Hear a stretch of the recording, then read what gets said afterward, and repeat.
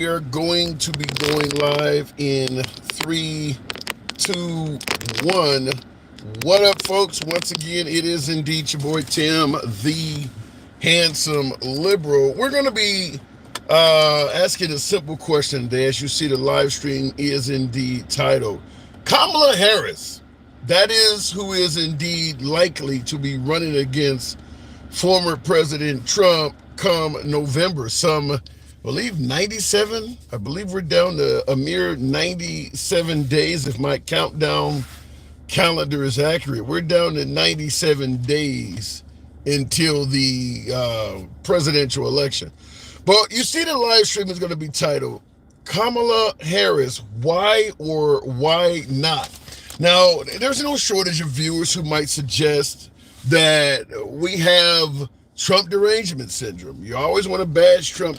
Well, today is one of those days we're going to talk about Kamala. What is it about Kamala that you favor or perhaps dislike? Is Kamala the one? We'll talk about it all. We'll certainly talk about whether she should be at the top of the ticket, whether she was put there unfairly, a host and an array of issues. But we're asking that question, Kamala Harris, why or why not? And we'll tackle your opinions as you come through. Also, secondary topic, as always, we always have at least a couple of things to discuss, and I do believe this one is noteworthy because it's coming up in a host of circles, and certainly would love to get on here and talk to the folks and see what your opinion is. And that is, will former President Trump debate Kamala? Now, he's given some answers, but every time Trump responds to the question, will he debate Kamala, the answer seems kind of twofold. Yeah, but maybe not. I'm looking forward to it, but then again, I don't really have to do it. These are the type of answers that Trump is giving. Now, keep in mind, when he was being asked would he debate President Biden, the confidence seemed significantly higher. So what changed? What changed between Biden and Kamala? Now, some folks are suggesting that Trump is outright frightened or scared to debate Kamala. Certainly like to hear your opinion on that. But at the end of the day, that is indeed the secondary topic. Will Trump ultimately decide to debate Kamala? Now, Kamala had a rally, I believe it was yesterday, down in Atlanta. And she used the phrase, because folks say she's not black. You know how that works. She's, part Jamaican, part Indian. She ain't a black woman. She used the common phrase you often hear, particularly in urban areas that feature a lot of black folks.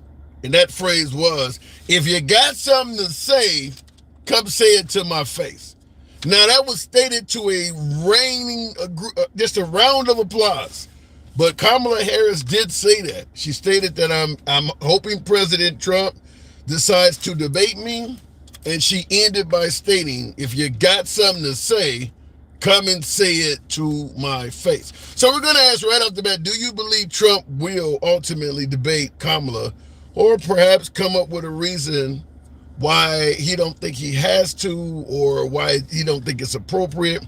Some folks are already saying that, on the Trump side of the aisle, Trump supporters are stating that, well, she didn't get there by traditional means.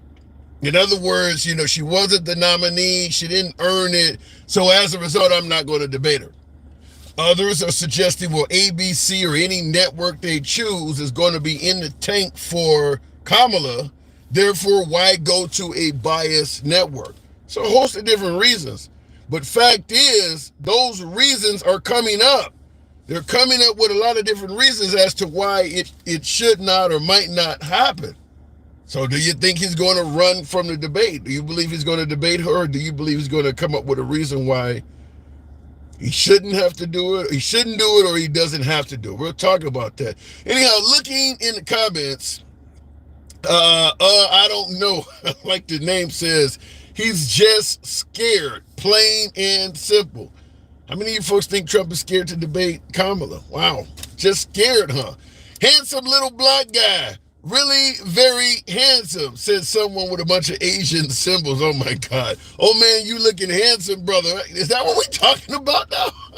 God, guys are starting out crazy. I'm voting for Trump, says clutching pearls.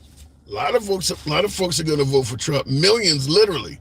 But will Trump debate Kamala? And the other question we're asking is Kamala Harris. Why or why not? What is your gripe with Kamala, or why do you support her? There are legitimate reasons for both.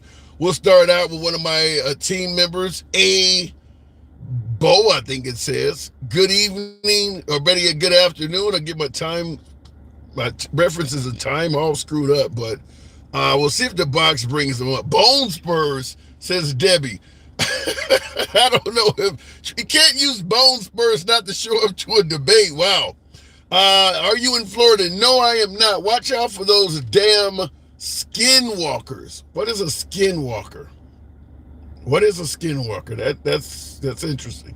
Watch out for those damn skin. I don't know what a skinwalker is. Hey, Boogie. Good afternoon. Hey, what's up, Tom? How you doing? I'm doing good. Good to have you on. So, what do you think, Kamala Harris? What are you looking? Go ahead.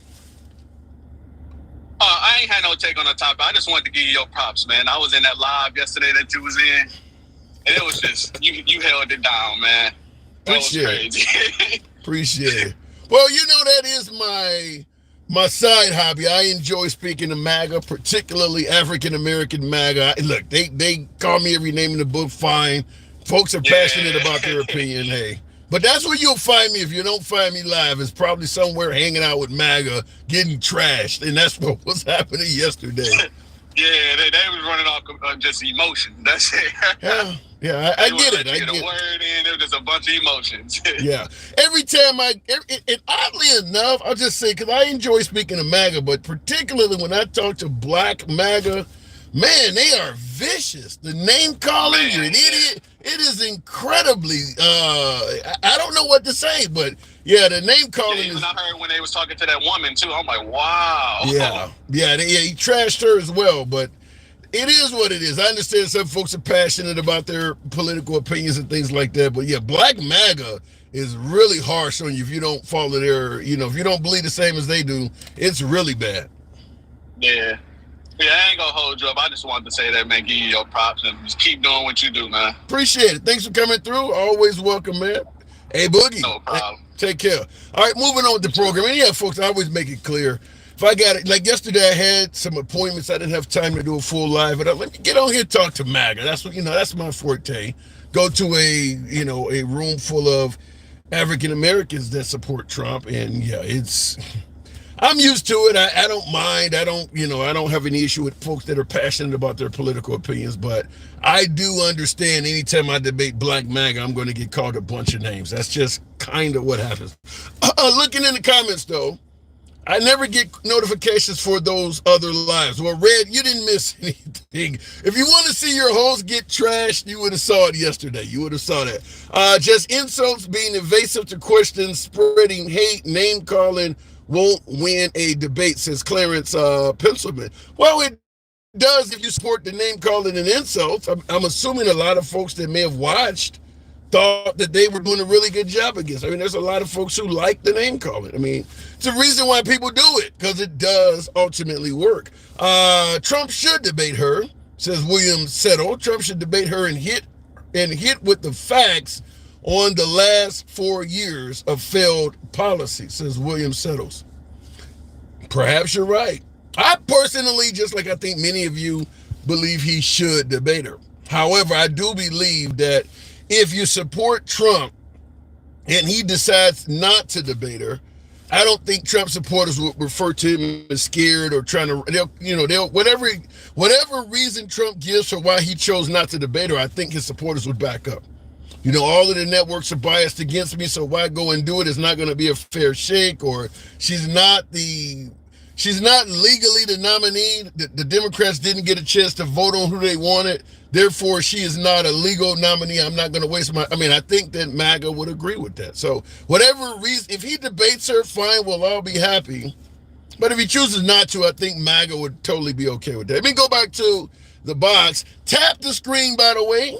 Nearly 500 of you folks in here. Get the likes up to about 20,000. We don't block, ban, or censor anyone on this program. We are MAGA friendly. Been that way since day one, always will be. We don't block, ban, or censor anyone for their commentary. So understand, whether you're in the box, whether you're in the comment section, you don't have to agree with anybody on the program, including the damn host. It's all about free speech. Stick the ruler. Good afternoon. Welcome. Well, hang on a second. I actually clicked on Harry Shilson. Stick. Harry Shilson. Good afternoon. How you doing? I'm doing good. Good to have you back on. Kamala Harris. Why or why not? Me, I'm not a big Kamala guy. You know, the whole. I mean, she hasn't really done much as the Biden administration. I do think she's a DEI president. I do believe that. Well, first of all, she's not president yet, but I will say this. She would be a DEI president. Right. She's a DEI VP. Right, but I will say this in regards to suggesting she hasn't done much. Do you know any VP where you can say they had done a lot this, 3 years, 4 years? I mean, this time 4 years ago, were we bragging at how much Mike Pence had done? Well, you saw the reaction to Mike Pence on January 6th. Yeah, he wasn't too, he wasn't accepted with open arms from the conservative. No, he was open, open news. Axios, they had her at the border czar and all that stuff, and the border sucks. So I think that's a pretty winning issue to run on. Yeah, but I mean, in regards to what you said about she hasn't done much, is there any vice president known to have accomplished a whole bunch while they were vice president? It's kind of common for them to take a back seat, is it not? Yeah, fair enough, but she hasn't done, any interviews.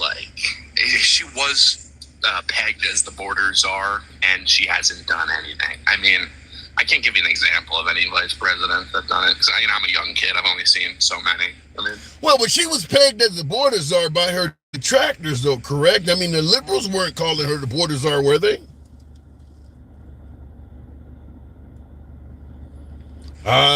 You still there? Hello? Check. Yeah. You're going in.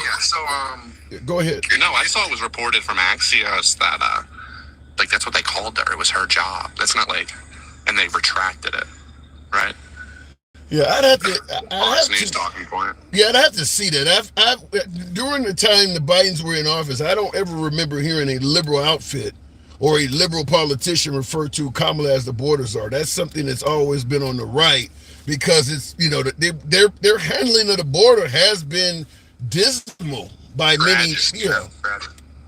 And it's the inaction at the border. Her administration, the argument from the left is, it's what policy did we pass? It's the inaction, you standing by while our country gets invaded is the issue, right? Yeah, but I will say this.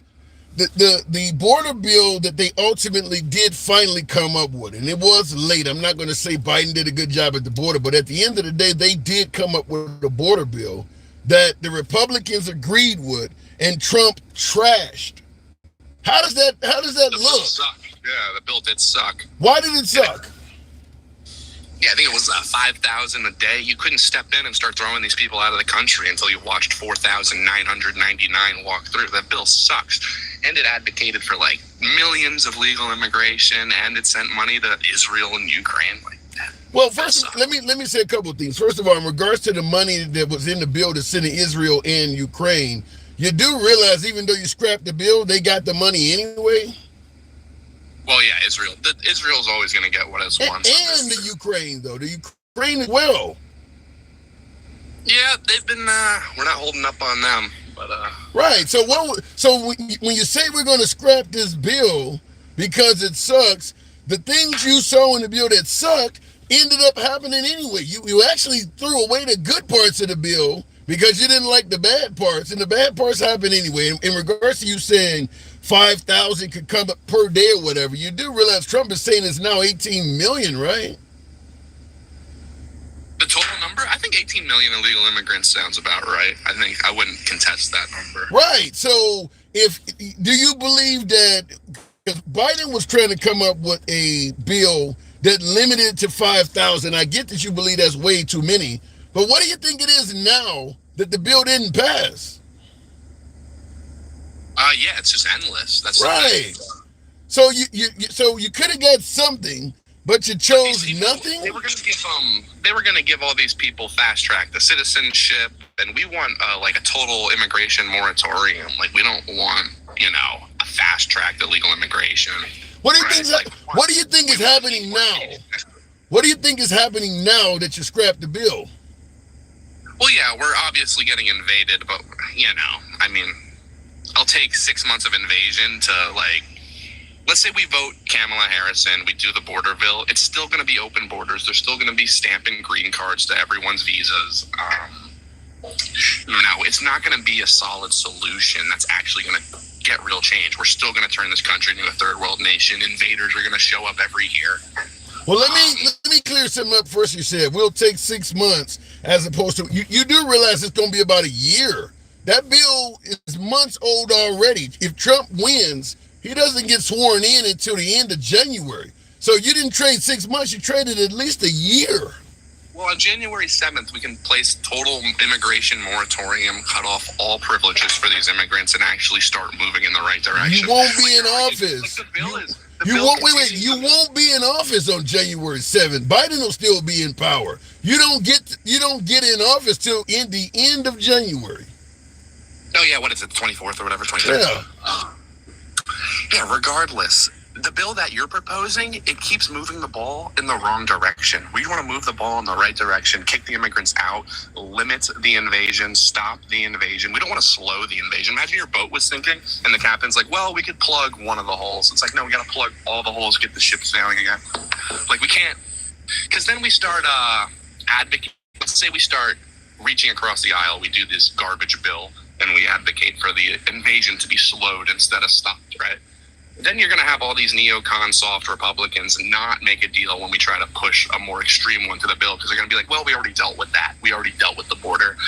Let's move on to something else. Let's give all our money to Israel or something. So when we have an extreme policy that comes up, you kind of need an extreme situation to kind of push it through. So what is the goal? To close the border down entirely? What is the goal? Yeah. I would a complete moratorium on immigration from some of these nations. I would just cut off immigration from some of these nations, these war-torn nations or these poverty-ridden nations. You just start exiting them off and you're not allowed to come from here. And then... And is there a length of time on this? Until we get the problem under control, until the invasion stops, we get our cities under control. That would be ideal. And then we have to start... Until we start kicking out millions of people, then we can start bringing in millions of people. That makes sense. We can't, not until these people leave. You have to make room for the new ones. Okay, so shut down the border for an indefinite period of time until the folks on the right state that the problem has been solved, which could be years. You would agree, right? Well, yeah, we've been getting invaded for 20 years now. I mean, at least there's been a full-scale invasion on our southern border. Wow. So, you do realize Americans go to a lot of those countries as well. So should they shut down their borders to us as well?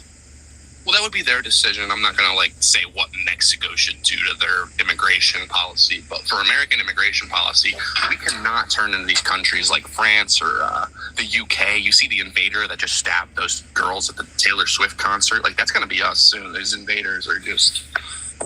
You do realize how many people get shot in America already, right? Yeah, but we also have a black crime problem. You can't compare it to black people who have 1 in 3 African American men have a felony violent crime. You compare it to white Americans, it's a massive disproportion. But when 1 in 3 African American men have a fucking felony crime, it's a really high bar to compare these invaders. It's the invaders don't commit as much crime as these black people. It's there's a huge problem there as well. So are you suggesting that maybe blacks are invading the country as well? No, I just think there's a black crime epidemic. Everyone knows there's a carjacking epidemic, 16-year-old kids going around Minnesota jacking cars. Why do you think that is? You're saying that blacks are committing. Now, why do you think that is? What's your opinion on that? It's probably a myriad, culture. You have a lot of the stuff that's pushed on them as degenerates from the top down. What do you mean by pushed on them? Well, yeah, if you look at what's black culture, Sexy Red, Quavo, Young Thug, Gunna, that guy who just got shot last week. It's not really a good role model for these kids, right? And at best, you could become a Justin Jefferson doing the gritty in the end zone. Okay. So, so what do you think Trump should do? Because Trump is suggesting that if he is president, since you brought up the black crime problem in liberal cities, he would get a police immunity to get the problem under control. Do you think what Trump is suggesting might be effective? Well, yeah, I watched this documentary on Minnesota this week. They have Somali gang wars, 16-year-old kids running around with machine guns, masked up. They're all immigrants from Somalia. Yeah, but I don't think you answered the question. Do you think what Trump is suggesting, giving police immunity in these liberal areas, would help with the black crime problem you're pointing out? I think in the cities they deserve a little bit of immunity, yeah. In Chicago. What is a little bit of immunity? Well, yeah, full immunity. Okay. So I think in like a rural area, like it should be a little bit more hands off. Like in like my area, there's no crime. There's no reason for the police to have complete immunity. But like in a dangerous area where the police are getting shot at, it's a complete war zone. You gotta, give them a little bit more leash, right? It's a different ball game they're playing. They're not managing. So like Chicago, you would be okay with giving police full immunity? For sure. Yeah. Okay. Those gangs have to be put down. Places like Venezuela have done a good model where they have actually restricted a lot of the civilian, like the natural rights of the citizens, but it had a great consequence on the safety of the area. Wait. You said they restricted some of the natural rights of the citizens, but it had a great... So if they thought you were in a gang, they would kind of just throw you in jail. And it's kind of unconstitutional, but then again, I'm sure you can use some sort of national security risks through the Patriot Act, where we can get some lawyer on this, where we can, if you're so you're okay to these criminals, so they could probably go after you. Yeah. So to get the crime rate down, you're okay with kind of suspending the Constitution, as you say, their natural rights. You're okay with doing it if it helps bring down crime. Yeah, for like a period of time, absolutely. You have to get it in there. Are you MAGA? Are you supporting Trump? Do you consider yourself MAGA? I was, but like he really talked me off the train with this whole Iran stuff. He's just Chris LaCivita. That guy sucks. He's denouncing Project 2025 every week. It's really, really talking me off. So do you favor Project 2025? Yeah, those are the Trump loyalists. John McEntee is my guy. I think he's the guy we want in there. Absolutely. Yeah. Project 2025 is the reason I support Trump. And his speeches now, they just suck. You listen to his speech at the RNC, it was terrible. I have to move it on, Harry, as always. It's always a pleasure talking to you. We don't agree on the damn thing, but I will say this, because a lot of folks believe you are trolling. You and I have talked on the show many times. I believe you're sincere in what you're saying. I do believe you favor 2025. I do believe what you're saying in regards to the... logically tracks. I don't get... you don't hear a lot of people talking about this with their face, because you'll just get fired from your job. Like if I start advocating for a total immigration moratorium, say we need to kick the invaders out, like you're not going to have a job in any of these network television shows. So how do you respond? But last question before I move it on, how do you respond to folks who might suggest that you sound racist or intolerant or bigoted? Well, I'm not racist. I just think we have a country, right? And we have the right to decide who is allowed into the country, who's not allowed into the country. Do you believe whites in America are, more responsible citizens than, say, blacks or Hispanics? Because you mentioned crime. Responsible as in what? Just crime?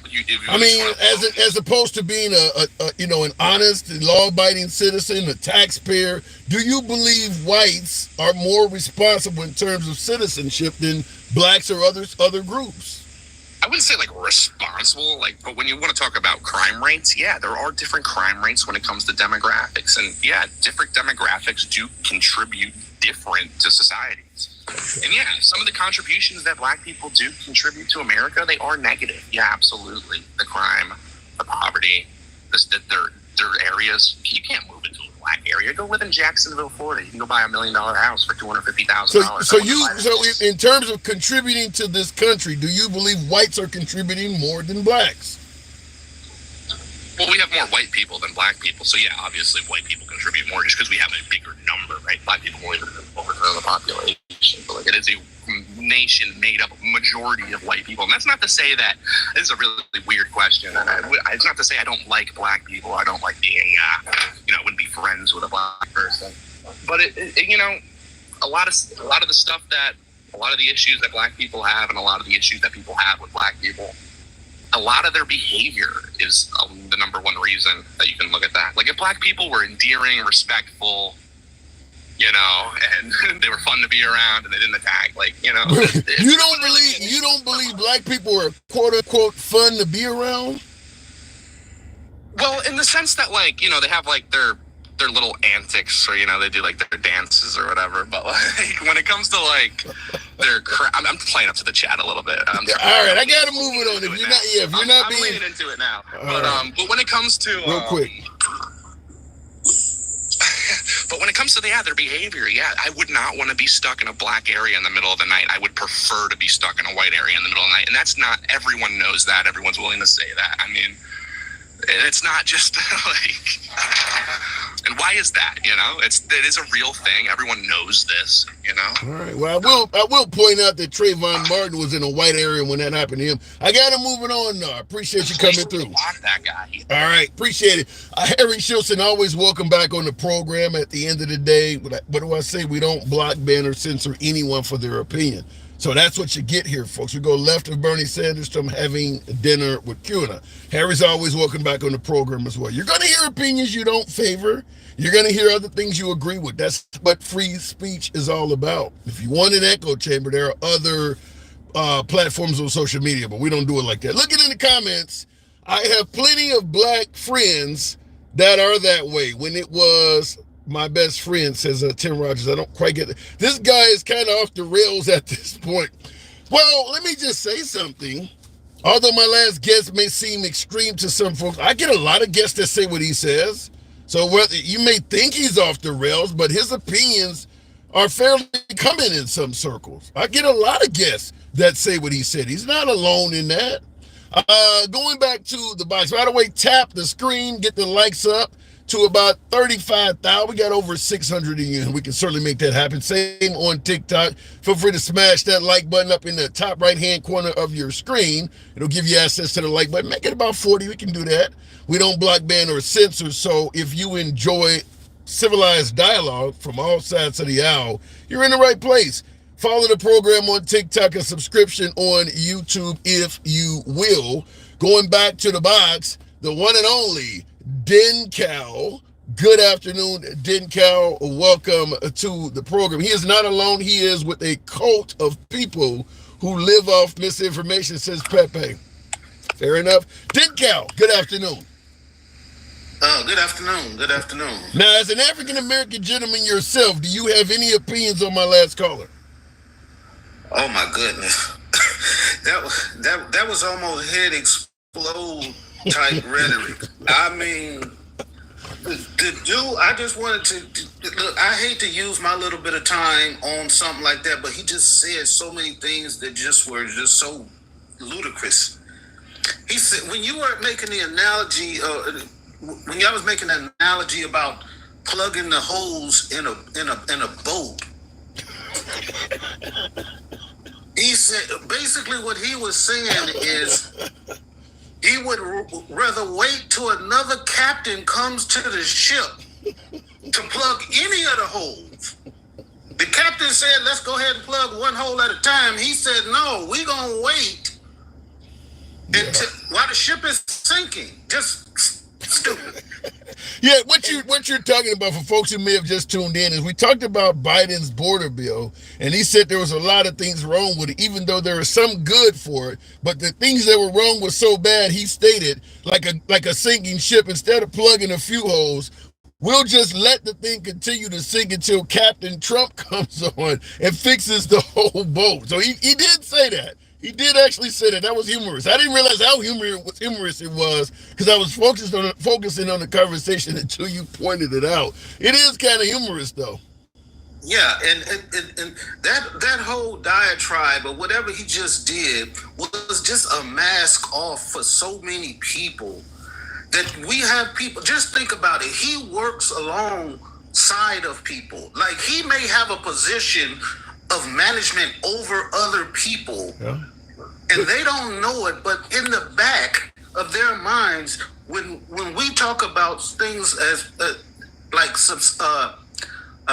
what is called systemic racism, These are what we're talking about, not the things that you can see. It's the people's mindset that have power in this country who exert their thought process on the people around them without them necessarily knowing. Bro, he made it clear, didn't Cal, that he is not a racist, though.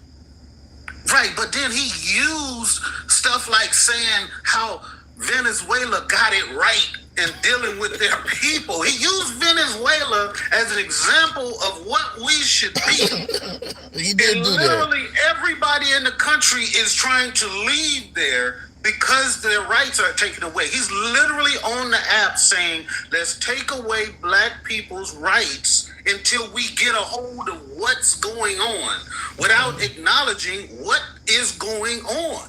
What is the root cause of these things? You can't just say, well, we're just going to take your rights away until we figure it out, which is what Trump advocates all the time. Let's take away 2A right from people until we figure out what's going on. They ignore when Trump says it, when he says when police try to put you in the car, don't cover their head, bump their head upside.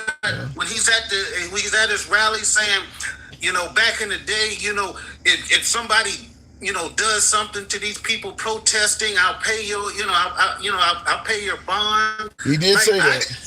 I can't even fathom how somebody could think like that. But it is what it is.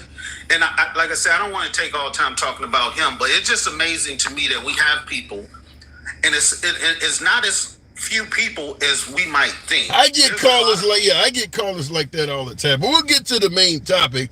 Kamala Harris, why or why not? Man, she just had I think it was the biggest campaign rally ever Atlanta, Georgia.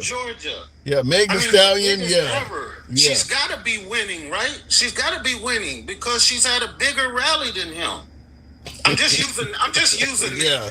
You're using the Maga-ism. Yeah, I'm trying to get down with them and figure out how they come to their conclusions. So she's got to be the best. She's had all of these people go out and register to vote. Her rally sizes are bigger. I mean, they're counting her out before she's even put out her own platform. They're trying to use Biden rhetoric when they don't understand that a vice president's job is to fully support the agenda of the president. But you gotta point out, if Biden is doing a poor job at the border, or some might suggest at the economy, or whatever the case may be, if her job is to support that agenda, then doesn't she get blamed for it as well? Her job, people keep saying she was the border czar. That's propaganda. It's bullshit. She was assigned to figure out root causes of the immigration problems. What she did, she sat out and she relayed them to him. It was because of the problems in all of these countries, these South American countries. Their governments had tumbled because of things that we had done to them, and that the only way to stem the flow was to try to help those countries get back to stability. Her job was not to fix the border. You don't fix the border. The law is the law that's created by Congress. There's nothing. But then, Cal, her job was at least to go down there and see what was happening. She took a year or more to go down there, and then she was constantly saying there was no problem at all. You don't think she did anything wrong in that span? What I am saying is that at the times she said that the border was not as bad as people said it was because those numbers were lower then. As the numbers rose, they stopped saying that. We're talking about rhetoric. We're talking about stuff that they said 2 and 3 years ago when the numbers were commensurate to what they were during the Trump administration. They did ramp up. They ramped up after they got in. Why? Because all of the rhetoric from Fox News and OAN and all of these people around the world telling the other countries the border's wide open. Yeah. If those people watched any type of television or news and they heard the people in this country all over the news saying the border's wide open, guess what I'm going to do if I'm an immigrant and I'm trying to get away? It was the Republicans who caused this ramp up and people coming. They said Joe Biden, he's for open borders, so come on down. Let me we'll get to the. I want to go back to the border with you, but before we do that, I want to go backwards for a quick minute because you mentioned the size of her rally, and several folks were stating that the only reason her rally had such high attendance because it amounted to a free rap concert. What say you? Meg Thee Stallion was there performing. What say you? Use their same rhetoric when they're talking about Trump, because all his is a comedy concert. Wow, it's a great comeback. They don't go there to listen to any policy moves or nothing. They go there and they listen to Kid Rock and they watch Hulk Hogan have trouble ripping a T-shirt. Now, in regards to what you just stated, even at the rallies that don't feature Kid Rock or Hulk Hogan, the comedy part does make sense because Trump does the name calling and things like that, which is abundant at a Trump rally. Yeah, it doesn't have anything to do with policy. So I understand a little bit. That's a good point that folks go to see Trump kind of for the comedy of it all. Right. You got people going around the country, flying to all his rallies like a Grateful Dead concert, listening to the same rhetoric over and over and over again. No new policy. He's never talking about any policy. He's talking about he's going to shut down the border. He's going to he's going to create a deportation force. Everybody in the world is after him. Like, I could tell you verbatim. I could recite everything he's going to say in his concert. Because that's all it is. It works, though. It does work. And I see in the comments, the narcissist stated, this is kind of funny. Hulk Hogan having trouble ripping a T-shirt sent me. You know, he ripped it, and he didn't get it off. I did notice that, but the man is 70 plus. Hulk Hogan looks good, but that is kind of funny. So we giving him an excuse, right?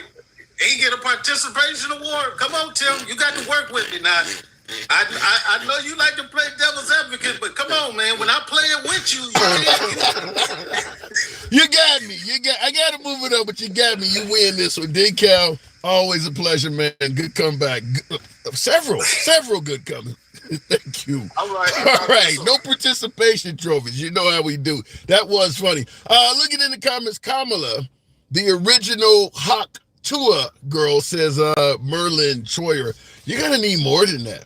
Let's say it's true. Let's say Kamala somehow, some way was able to use her looks in her body to get her way to I don't think that's going to be enough. I really don't. I think that some of the promises of President Trump and certainly J.D. Vance is angering enough women that ain't going to probably be enough. And by the way, I'm surprised that some Trump supporters are bringing that up when Melania is the first lady. If Trump wins, I mean, you gotta suggest she has at least a little bit in common with the Hawk Tua girl, right? So I'm really surprised that Trump supporters are bringing this up in reference to Kamala when Melania is likely to be the first lady. Now, she's not a politician, but clearly she's in that same era. I mean, there's photos of her online and things like that. So we know she used at least some sexuality to get where she's at. So I don't think that's a really good avenue for the right to take, but that's just my opinion. They're going to do it anyway. Looking in the comments, Hogan, the guy who cheated on his wife with his boyfriend's wife. Great image of it. Did he do that? You're suggesting that Hulk Hogan cheated on his wife cheated on his wife with his boyfriend's wife. Best friend's wife. Oh, did he really do that? Hulk Hogan slept with the wife of his best friend? Damn. All right, let me go back to did that happen? Looking in the comments, appreciate you. Oh, there's a whole lot of you guys are saying yes. Wow. Didn't know that. Like Hunter wasn't running. Yeah, that's a good point. Folks suggesting that, well, Melania Trump's not running for president. Well, neither was Hunter Biden. That is another good comeback. Let me go back to the box. Tim, there's a video of Hulk Hogan. Is that who he was banging? I am aware that there's a sex tape of Hogan around, but I didn't know he was banging his own friend's girlfriend. All right, fair enough.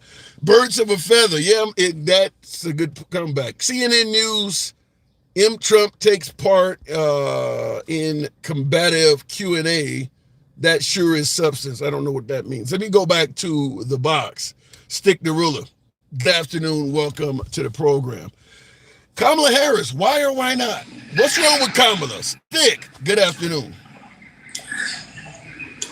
Good afternoon, Tim. I really don't think there's nothing wrong with it. I just think those are their reasoning and or excuses why she shouldn't be the new president, which she will be anyway. Now, one thing is for sure, we don't need MAGA.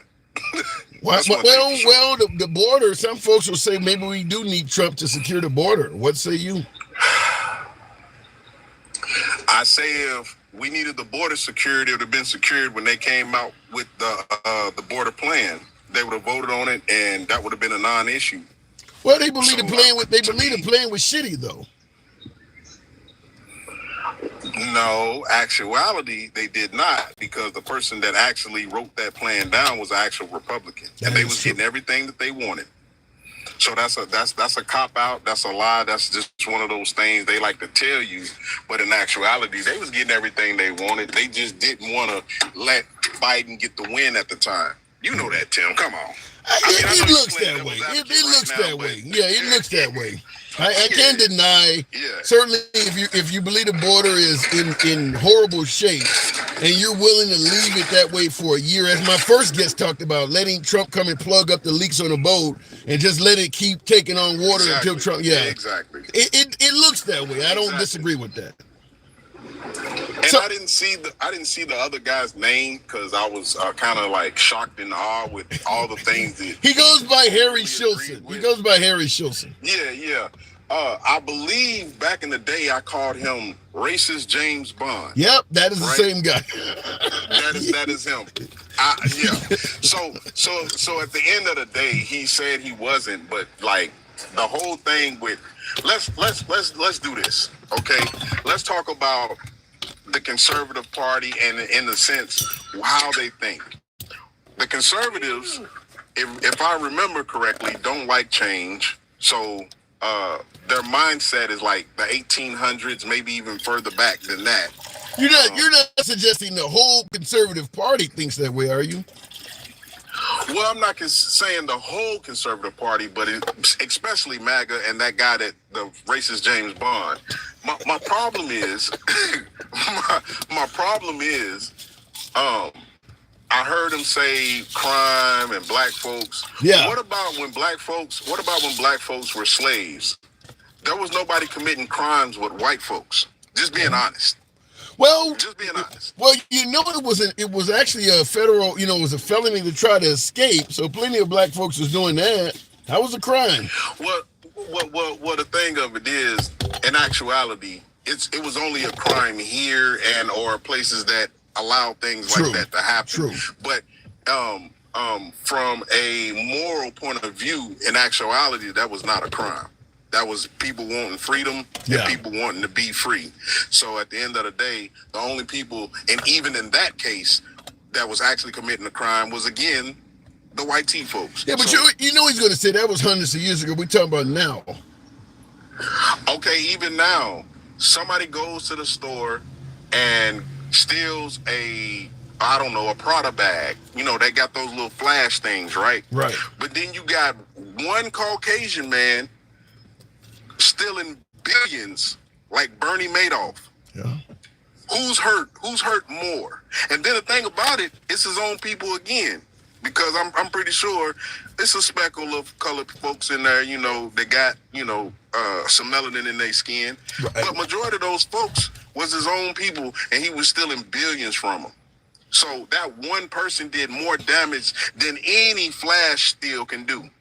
Well, you see what I'm saying? Yeah, I hear what you're saying. I'm just saying he believes that the overwhelming majority of the crime in this country is being committed by black folks. I mean, and Trump stated to get that under control, he's going to work with liberal mayors and liberal governors and give police immunity in those areas. Now, you heard that caller you're pointing to also state he believes or he supports Trump doing that because that's where the crime is. He said, but don't do it in my community. Hold on. You just said Trump said he would talk to liberal governors about cops having immunity? No, he didn't say he would talk to them. He said he will work with liberal mayors and liberal governors to lower crime, and he's going to do it by giving the police immunity from prosecution. Hello. But why would a liberal even agree to that? That doesn't make any sense. That's a good That point. does not make any sense. That's a good point. Yeah, why would a liberal want a police officer and even work with somebody that believes that police should have immunity? That doesn't make any sense. Well, what if it lowers crime? I mean, he's suggesting that will lower crime in liberal areas. Why would it? How? Why? It's just another crime on the books. It's just somebody with immunity committing a crime like Trump. Like when Trump was in office, he was part of the crime wave. So what are you saying Trump did to make himself a criminal? Because Trump hasn't, well, he's been found guilty of 34, but what else? Are you saying Trump himself is a criminal? Yeah. Oh, yeah. Because, I mean, you just said it yourself. I mean, you kind of answered my question for me. He's got 34 felonies. So, yes, he is a criminal. And just like Kamala, she's a prosecutor and he's a criminal. That's why he don't want to debate her, because when it comes down to it, she's definitely going to pull that out. She's definitely going to pull that out. So I hear you kind of busy over there, but last question before I move it on. Do you think that Trump will debate her? No, I don't think he's going to debate her for one reason and one reason only, because, again, he's a criminal. She's a prosecutor, and she will eat him alive, man. Up there, like, matter of fact, she probably would say something like this: if you do what you did to, if you try to do to me what you did to Hillary, stand behind me. I'm calling the police. So you see her as probably beating Trump in a debate. Oh yeah, okay, Hillary tried. She didn't succeed because he walked all over her. But again, we're talking about a black woman. I hear all the time, oh, she's not black, she's this, she's that. Her daddy's Jamaican. Stop it. That's where it ends. Dad, you is what your daddy is. If you look at a Jamaican and he speaks regular English, he don't speak patois or whatever the case may be, he don't speak broken English, you would just assume that he was black. So at the end of the day, guess what? She's black. Because when you look at her, I'm going to be honest, she looks just like my mom. Like, yeah. So, at the end of the day, again, I will say this too.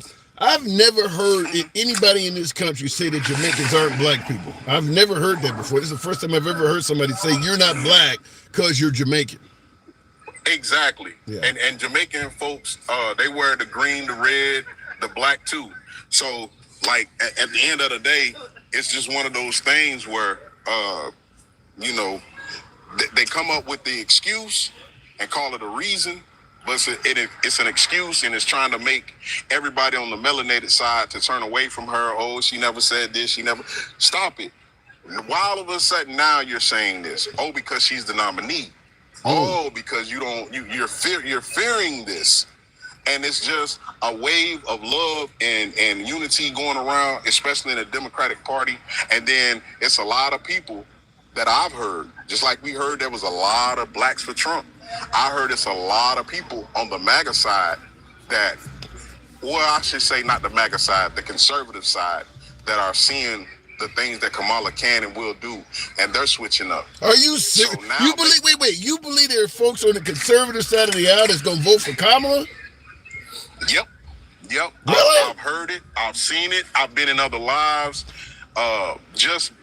Just wanting to be on the right side of history by putting a black woman in the office, they're switching over. And then, like I said, and like you said earlier when you asked me to clarify it, are you saying all MAGA are like this or all conservatives like this? I said no, but I am telling you some. So again, all of them ain't switching over, but there are some, and it's a lot of them. All right. Because they're women. Wow. Because they're women. Wow. Well, but Trump is stating, and you're probably right about that, but Trump is also stating he's going to get a lot of the black vote. Well, that ship has sailed.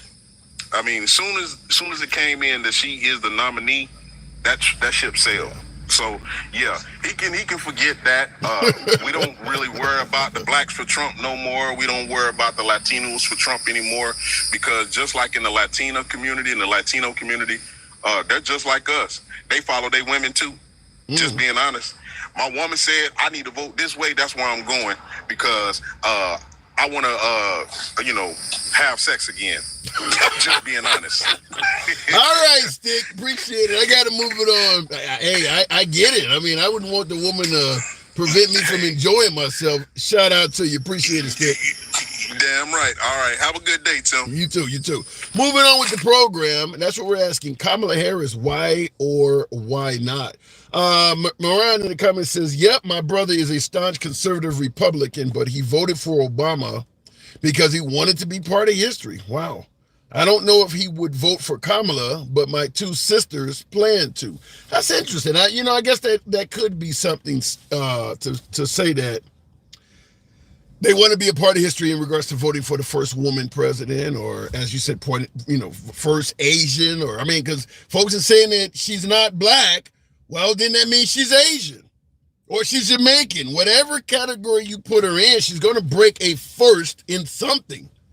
She's going to be the first something. You can't take that away. You can just say, well, she's not the first this, she's the first that, but she is going to be historically the first something.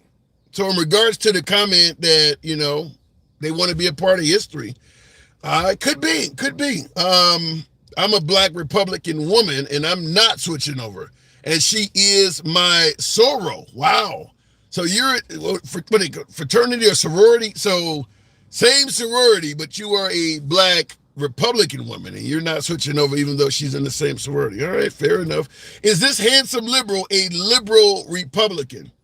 Forrest, Savage, I get called everything. I tend to be somewhat close to the middle. I lean left on a lot of social issues, but I don't see everything about Trump as awful and things like that. I see some points on both sides of the aisle. So take that and run with it. Stuff was better under Trump, says JJ. How many of you folks agree that under Trump from 2016 to 2020 in America, with air quotes, stuff was better? Stuff in America was better from 2016 to 2020. Now, understand the height of the pandemic is in that area.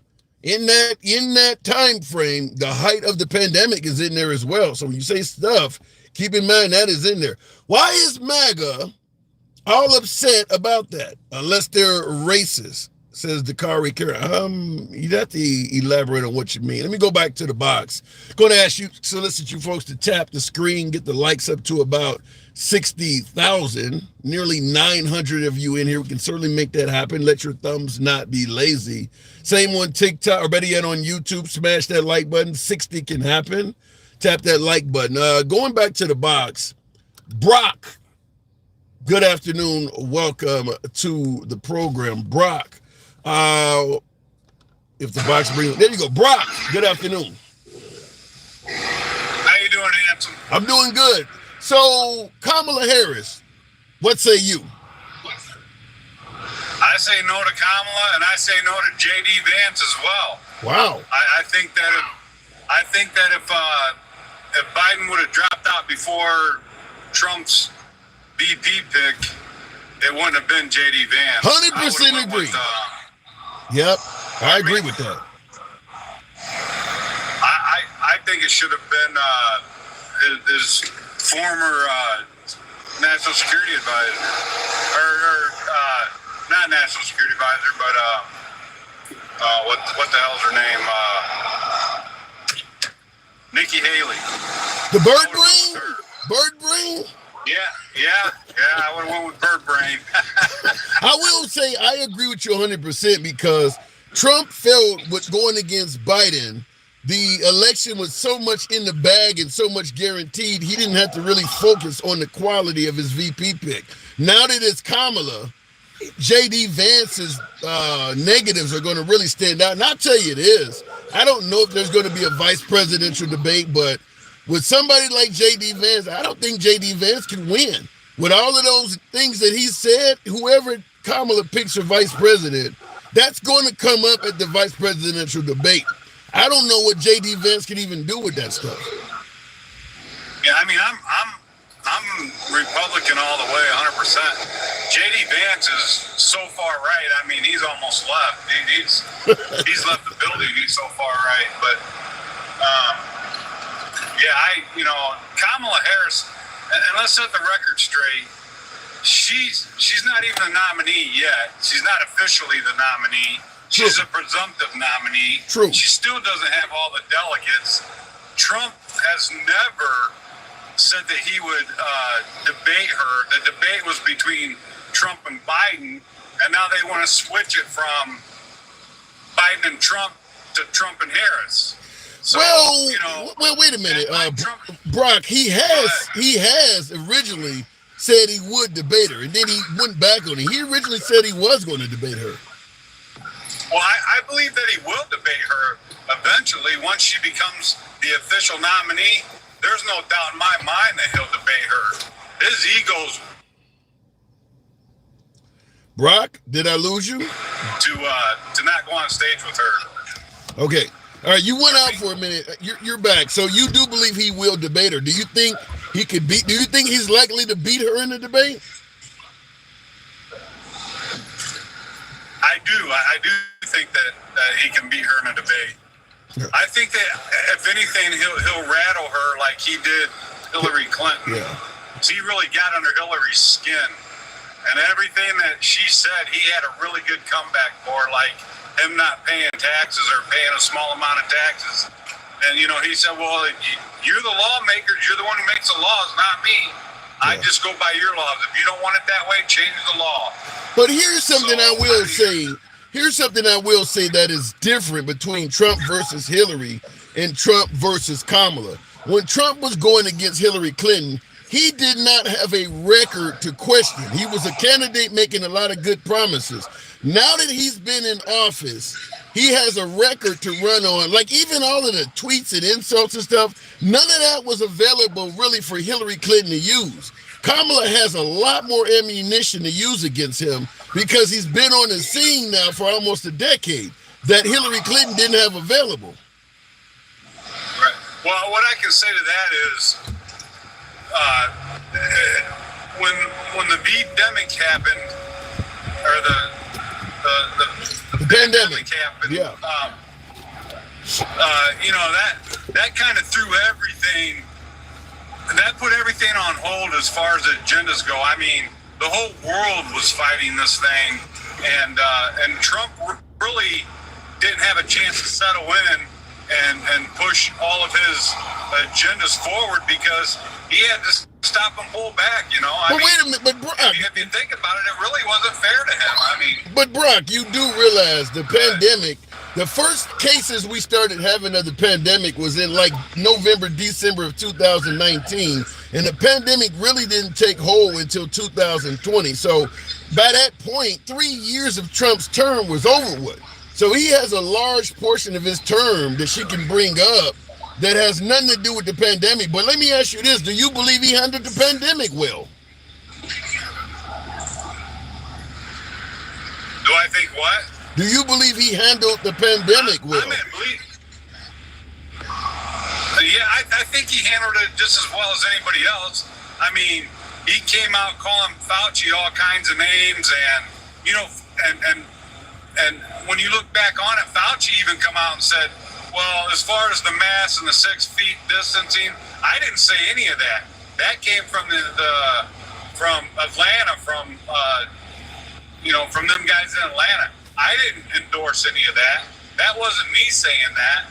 When it was absolutely him saying it. But so you believe, you said he called Fauci all kinds of names. You think that was handling the pandemic properly, to call the guy names and things like that?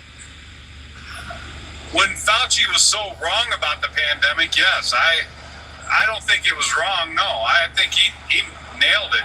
In fact, why not? Like, man, I'm done with this. Yeah, why not reallocate Fauci to some other, because I don't think he could fire him, but he could have got him off of the COVID task force. Why leave him in the job if you don't think he's doing it well? Well, because there wasn't that much known about it at the time. I mean, he had to go with who he thought was the best. But then in hindsight, he found out that Fauci was far from the best. He wasn't even close.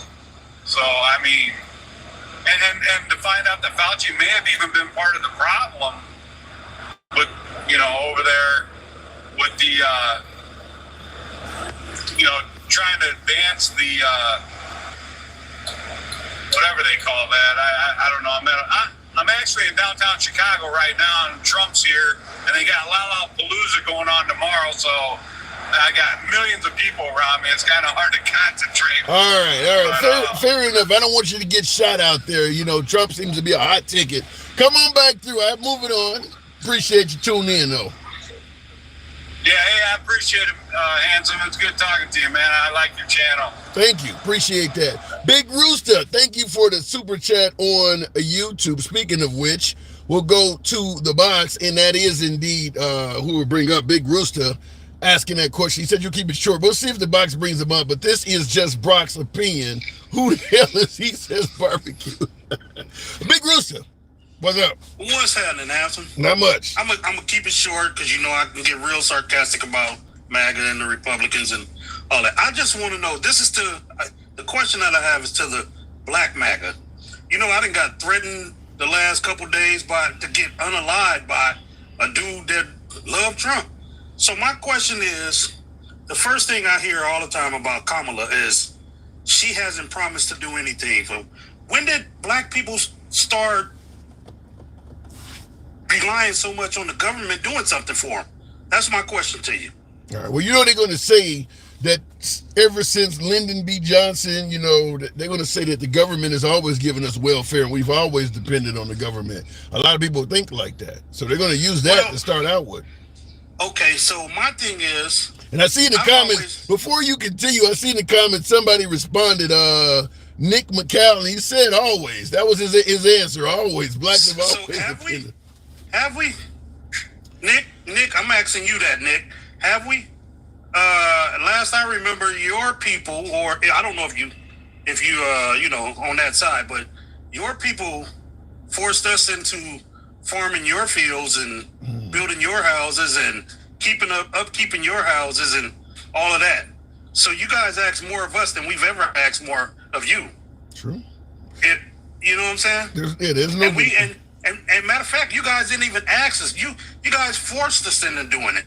Yeah. So once again, my question is, when did black people start relying so much on, what has the government done for me? That's my question, Tim. And I don't want to go any further because, these people they seem to be getting really, really angry. Why are people so angry nowadays? Well, why are you so angry that a woman may be your next president? Well, they don't believe she's right for the country. They don't believe she has the right direction for this nation. They believe Trump does. Yeah, well, where's that gotten us now? Well, higher inflation, because you got to remember tariffs are taxes on American citizens. No, they're blaming that on Biden. Yeah, I see. Yeah. But tariffs came from Trump. All right, well, they don't agree with that, so I'm gonna leave it at that. They believe that what we're going through now in economy-wise is Biden's fault. Yeah, I just don't see it because people bank accounts. Hey, Tim, if the economy was so bad, why do you go to the casinos and the casinos are full, jam-packed with people? Yeah. You go to the grocery store, people are just buying frivolous shit. Yeah. Yeah, I don't buy into that either. I do believe things cost more, but at the end of the day, even when it comes to discretionary spending, as you refer to frivolous shit, that's up too. Americans are spending more on discretionary items, things that they don't even need. Exactly. So it doesn't fit what people are actually doing. Okay. Well, hey, listen, Tim, you made my point. That's all I wanted. I want Black MAGA to answer that for me though. I come from a school where if I wanted something, I had to go out and get it. I still live to that to this day. I don't wait on the government to give it to me. I don't wait on my parents or my cousins or my sisters or my brothers to give it to me. I go out and get it myself. Well said. Appreciate it, Big Rooster. Thank you for the support, by the way. Appreciate you, brother. All right. Now, I will say this. In regards to African Americans in depending on the government, I understand the argument from the side of welfare, but I will say African Americans, blacks tend to be for big government more than small government. And it's not just simply because of welfare. Fact is, African Americans would not be where they are in this country, meaning their place at the table. C. Osby, thank you for the hat mustache. First one of the day. Wow. Yeah.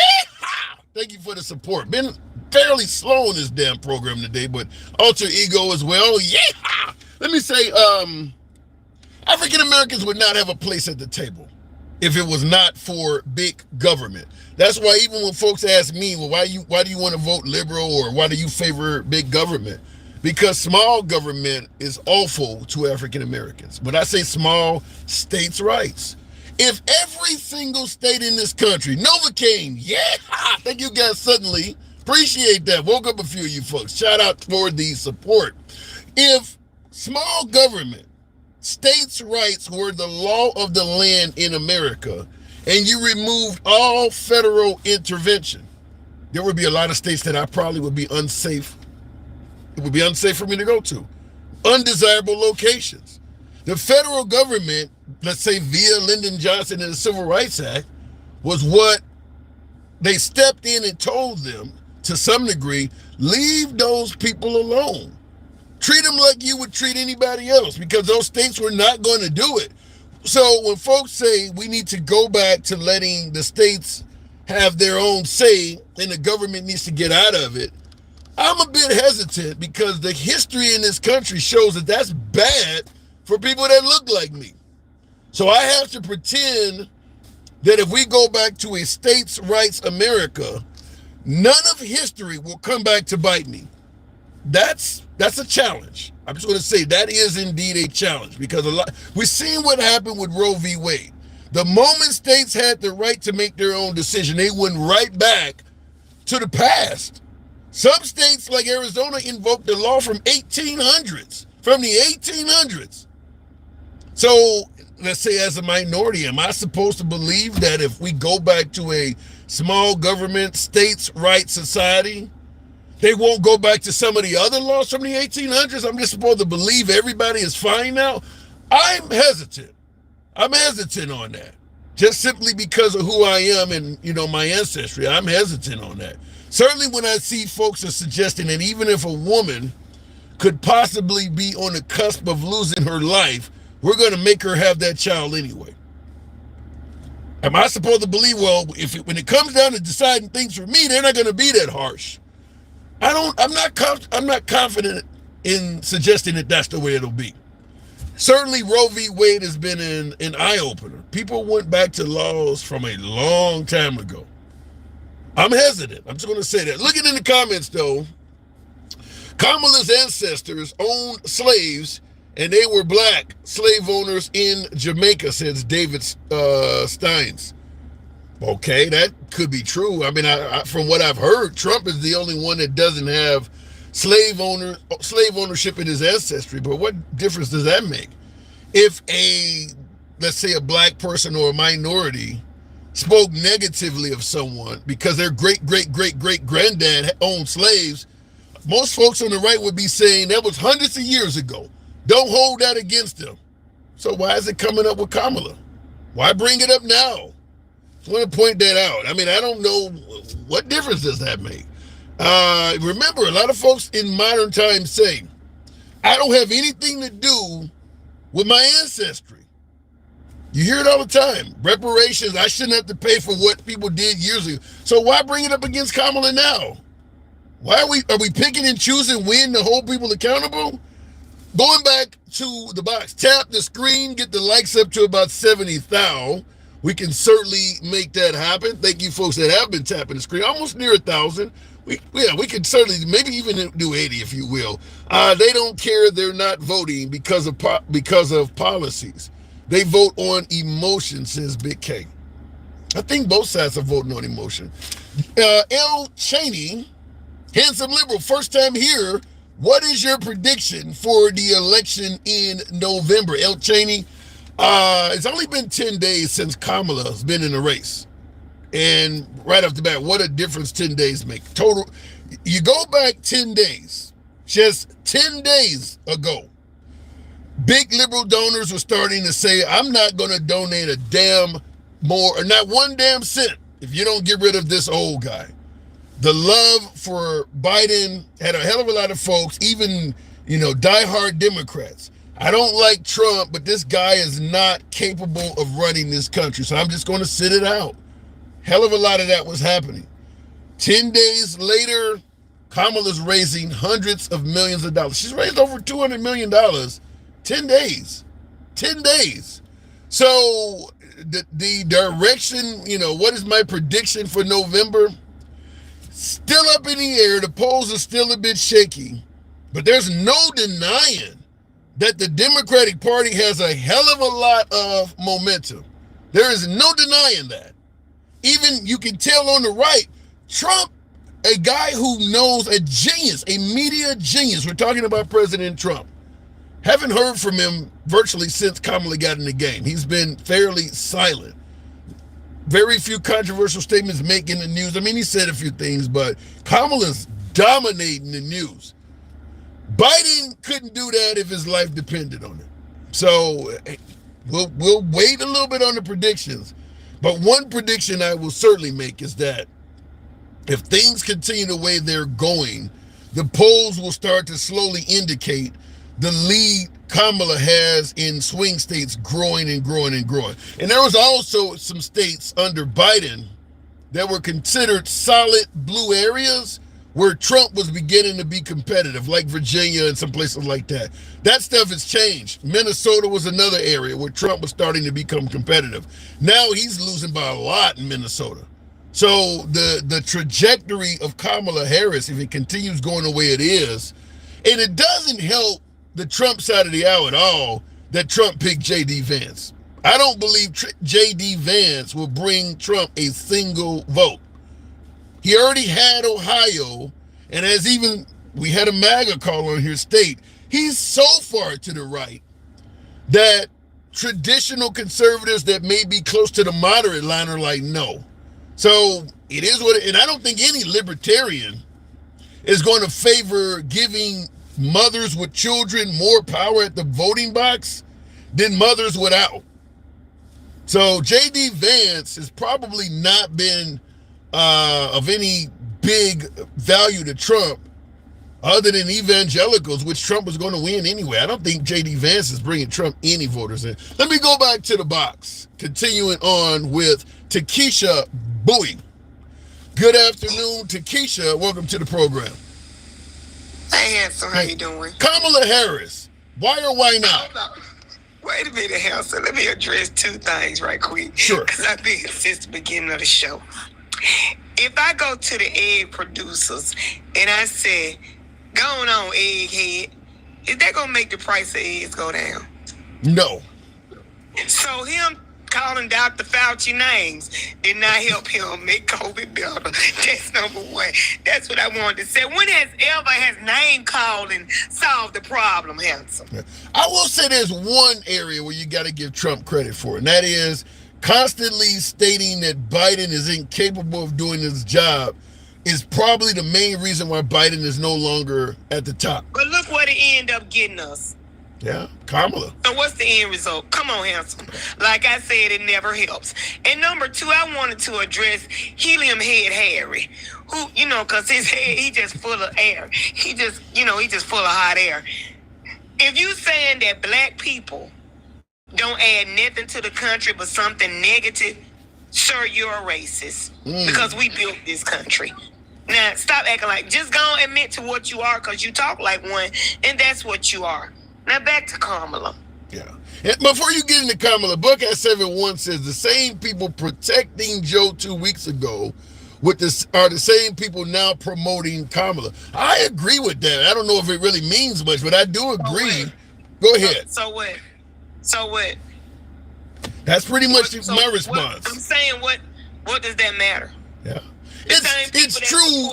It's true, but it ain't gonna matter. You're right. The same people that supported the other candidates that ran for Republicans to be president were supporting them, and then they turn around now they supporting Trump. So what? Yeah. And what's the difference? I don't see where it's going. What difference that's going to make. Really, what was that comment about? Well, he wanted to point out that the Democrats maybe are, not necessarily credible because they tried to say that Biden was capable, and now they're all over Kamala. Now that we found the truth. J.D. Vance said he was a never Trump voter. But guess what he is now? Yeah. He also compared him to Hitler. Yeah, just come to us with something else. We're not gonna take that coming into being something serious. And we're gonna call J.D. Vance. He's the new he's gonna be the new poster child for what really digging in the couch means. But anyway, back to Kamala.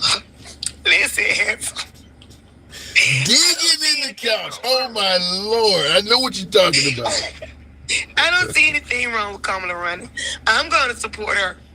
Yeah. So I think she's gonna do good. Do you think Trump is gonna debate her? Let me tell you something. You know he's not. You posted the video where he told Laura Loomer, overbite lady. Laura Ingraham of Fox. Ingraham or whoever she is, her teeth sit out further than her lip. Listen, he told that woman, she said, are you gonna debate her? And he said that there's no reason to. They know what I do. They know all about her. Yeah. And I don't want to get ABC and make any money, and all that. You made about 54 excuses not to debate this lady. You're not gonna debate her because you can't. Yeah, he is making, and Big Rooster's a fan of yours. He's saying it on YouTube. Tell him to Keisha. He's certainly telling me to let you speak, but I do agree that Trump is really finagling the conversation. Look, I could debate her. I couldn't. I mean, she asked him, "Will you debate?" And she even stated, Laura Ingraham told him, "People are going to say you're scared," and he never gave her a yes or no answer. He never addressed it, and then he started talking about the lady laughing, and then Laura said, I like laughter. Yeah. See what I'm saying? Yeah. You just coming up with anything to not debate this lady. Trump stopped. He had more excuses than a man getting caught butt naked coming out his neighbor's house when his wife get off work. He got too many excuses not to debate this woman. Stop it, Trump. Okay. So do you think he can? I mean, because some folks are saying that if he debated, that whole fucking wife joke was fun. But some folks are saying that Trump could handle Kamala like he did Hillary Clinton. I mean, he really got under Hillary Clinton's skin. Let me tell you something. Kamala, and I don't care what nobody say, she said herself, she said she black, she's not going to apologize for it. The woman is black, let it go. You cannot get under a black woman's skin. You ought to know that by now, handsome. But I'm about to try with this comment. This is coming from Gen Xer on YouTube. Speaking of getting under a black, he states that Takesha would support Adolf Hitler if the left said so. What say you? Let me tell you something, you little crumb snatcher. I would not support Adolf Hitler, but I am going to support Kamala. And I have the right to support whatever I want, just like the Depends support Trump. And y'all don't have a problem with that. Now leave me alone and let me finish monologuing. Anyway, handsome, like I was saying, because I don't pay these folks no attention. He done made me lose my train of thought. What was we talking about, handsome? It made me lose mine too. Well, you talking about getting under the skin of a black woman. Oh yeah, you know how black women are. Yeah. The harder you come for us, we coming right back for you. But I'm being told Kamala's not black. Well, the woman said she black, she look black, and she gonna be black until we say she ain't. Oh. We ain't pulling no black card from her. She ain't did nothing to us, so hey, it is what it is. Yeah, I gotta say though, that I have not heard too many black folks saying that she ain't one of us. Everybody that's saying that she ain't black is damn near not black themselves. And what they worried about it for? Yeah. I don't care if she eggshell. Yeah. We gonna vote for her. I wouldn't care if she was green with antennas. Anything is better than Donald Trump. You think he that bad? Yes. And I told myself today, when he was doing that little thing, he was on this little interview thing, and he kept moving his hands. And I said, he's sitting up there looking like, that little toy monkey that claps with the symbols in the middle of it. Every time he moves his hands like that, I picture that little toy monkey clapping his hands while he moves it. That's what Trump reminds me of. Now, folks are suggesting that Kamala slept her way to the position, and and guess what? So what? She didn't sleep with their husband. Well, wait a minute, though. when they say DEI, they're using those acronyms to suggest she didn't earn it. Let me tell you something. If Melania Trump can jump off a magazine into the White House, they shouldn't say nothing about Kamala. We done seen this woman booty butt naked. We know what she looked like under her clothes. They don't know what Kamala looked like under hers. Yeah. But they not concerned about Melania, who face stiffer than the toupee Trump wear. All they concerned about is the black woman and want to call her DI. They do believe. Now, let me ask you before I let you go. Do you believe that her being at the top is somehow, anti-democratic, where the people didn't vote once Biden stepped down? They just kind of gave it to Kamala. Do you see any problem with that at all? Can I ask you a question, Hanson? Sure. Can I ask you a question? Sure. Was not Kamala and Biden on the same ticket? Yes, ma'am, they were. So when we were voting for Biden, weren't we voting for Kamala too? That is true. Okay, so when we get ready to go to the convention and they formally, that's when it comes. But we don't have a problem. They ain't never been worried about us. They asked this man, they've been saying he need to step down. Yeah. The man stepped down, now they complaining. They was complaining about the border. They say he could do an executive order. The man did an executive order, get what they did, they complained. Everything they gonna complain about. Leave us alone, run your own party. Don't worry about what's going on in ours. All right, Takesha. Appreciate you coming through. Lots of humor there. Wow. All right, sweetie. All right. Appreciate you coming in. Thank you. She can fit a lot of comedy in a very short conversation. I always enjoy talking to Kamala. The caller wants to see America fail, says the Hoop Troop. I wish she was there to tackle that question as well, or that statement as well. Trump told Retrumplicans, okay, we know where this is about to go. Trump told Retrumplicans to reject the border bill, but y'all don't talk about that. Well, they do talk about it, but the suggestion is the bill was crappy. So that was the reason for doing it. And this is very similar to what I stated before I go back to the box, that I do believe if Trump does not debate Kamala, whatever reason he give, they're going to be fine with it. I do believe it. Listen, she's not the proper nominee. They didn't go through the proper channels. So I'm not going to debate her because she's a fraudulent candidate, or I'm not going to debate her because they want to have a debate on ABC or some liberal outlet. I think that Maga will go behind any of those statements. Very similar to what you're talking about. Stating that, the border bill went south only because of Trump and they don't care. So I think they're going to ride with Trump no matter what. Tap the screen, get the likes up to about 100,000. We're certainly close enough to make that happen. We don't block, ban, or censor anyone. You know how the program is ran. We are MAGA friendly. We don't block, ban, or censor anyone. So you're going to hear opinions you favor, others you do not like. That's how free speech works.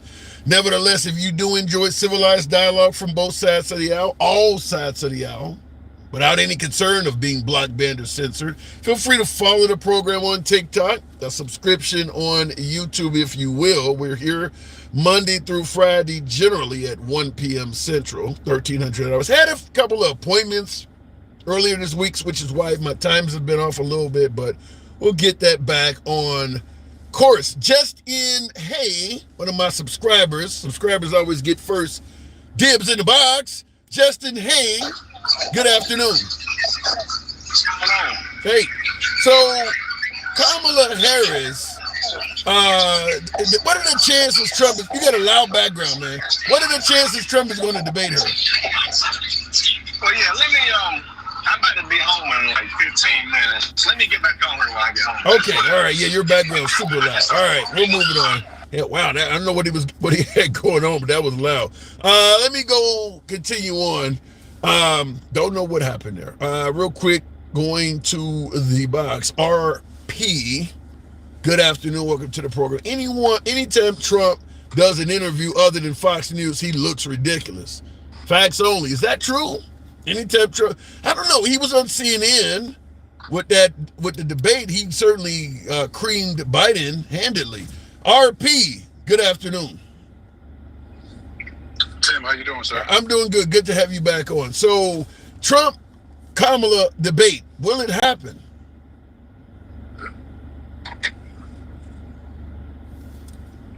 I think we talked about like a week or so ago, and I told you that he would not. Because you did say that. I think for Trump, it's a lose-lose. Yeah, it's a lose-lose for him. Because Kamala is not Hillary, and the talking points and the way he attacked Hillary would not work with Kamala. And so, if he goes about talking to her or saying the wrong things about her directly, it's going to look bad on him. If he goes up there and she eats him alive, it's going to look bad on him. Yeah. So for him, there's no winning for him in this situation. I'm hearing that Tulsi Gabbard handed Kamala her ass during the debate. You don't think Kamala can be beat by Trump? Hold on, Tulsi Gabbard. Yeah. She's still relevant? No, but I'm saying that Kamala has been beat before. Yeah, no. Listen, no one's undefeated, right? I mean, It's going to happen. You're going to have a good day. You're going to have bad days. It happens, you know. And so, but now let's make this very clear. At least Tulsi Gabbard had the at least the ability to go after her politics, not her character or not her looks or what she's done in the past. Just political attack, warfare, which is what we commonly see in debates. So yeah, but Trump is not that. So that's not the same thing. There's no comparison there. Yeah, but if Trump brings up the border, for instance, does he not have a point? I mean, do you believe the Biden administration with Harris as VP did a good job at the southern border? No, they fumbled the ball at the border for sure, and he could definitely hammer her at that. But that's only going to give you so many minutes of debating, right? You can only say that for so many times before the American people realize that, okay, the Biden administration made some mistakes with the border. So what's next?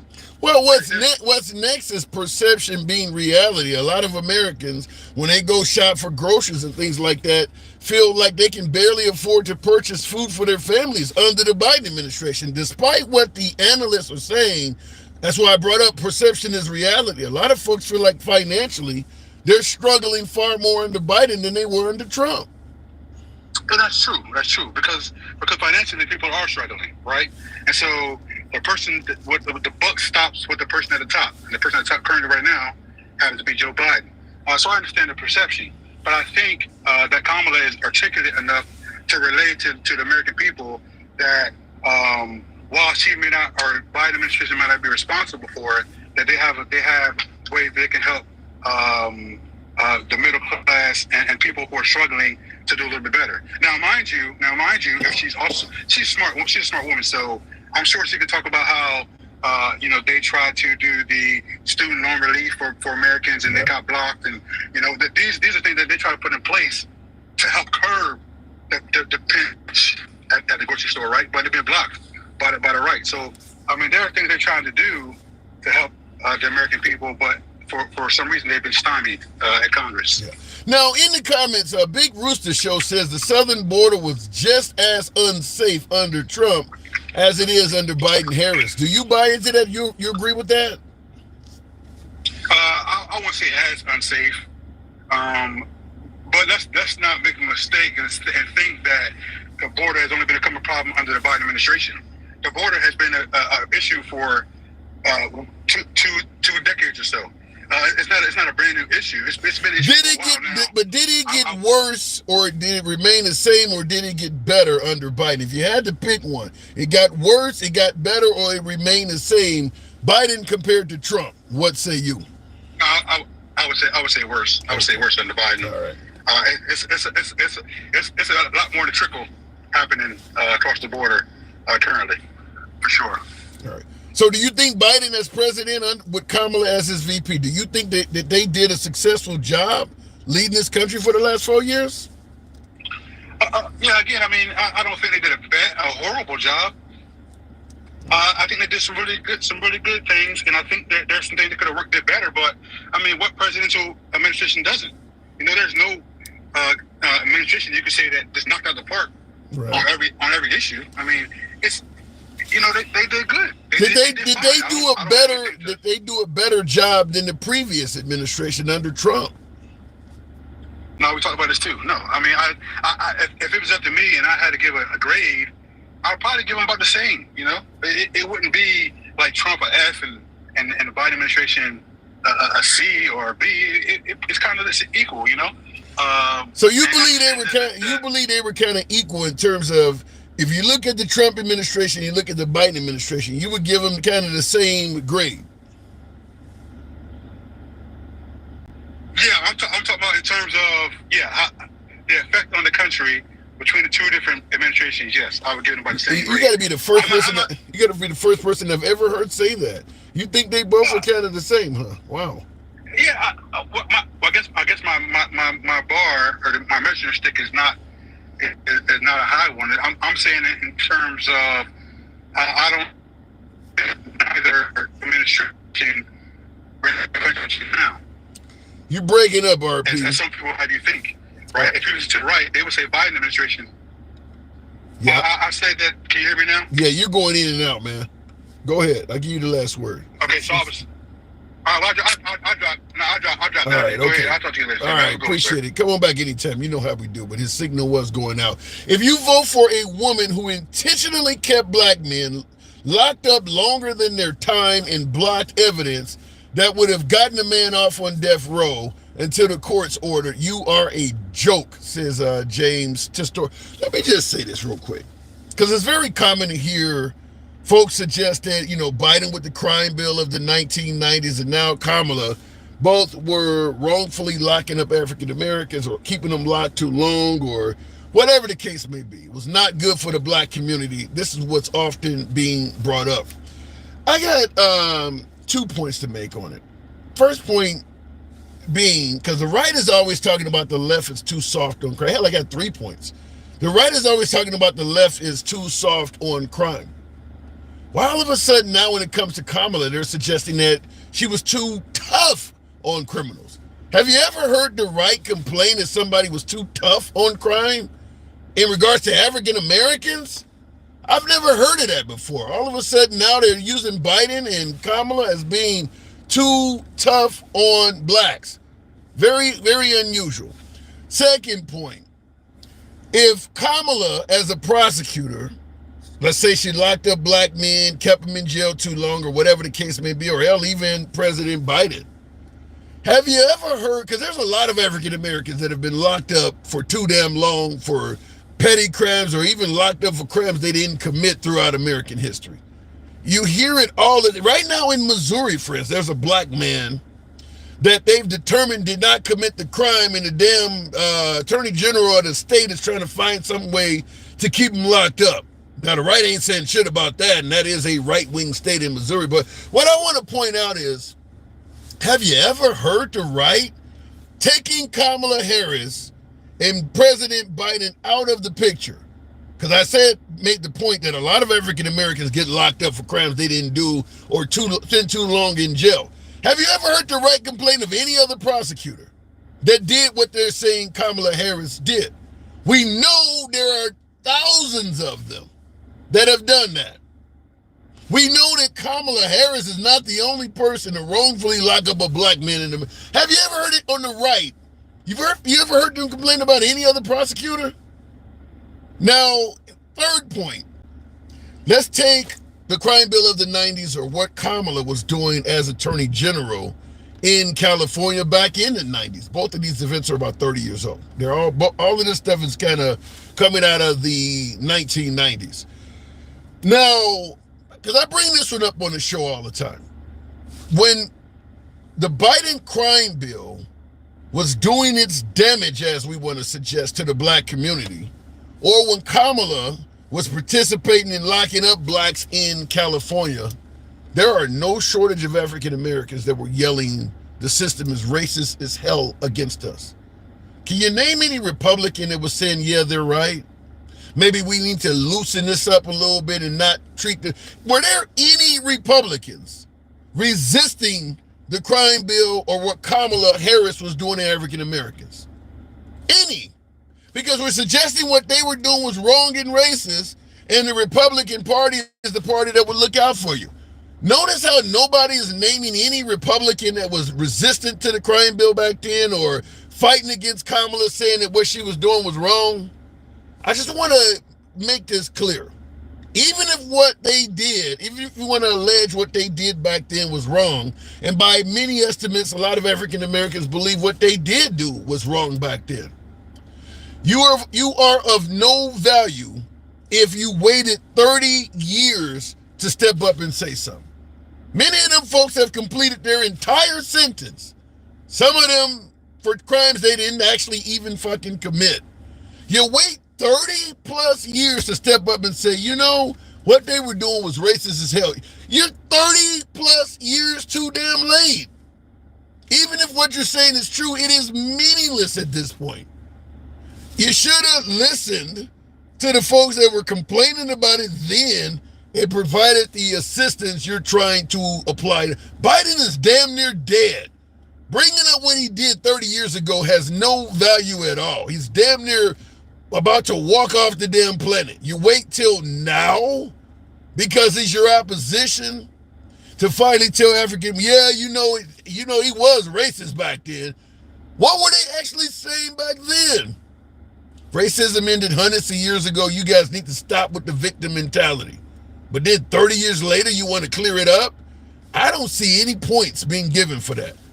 That is useless information at this point. And that is my editorial.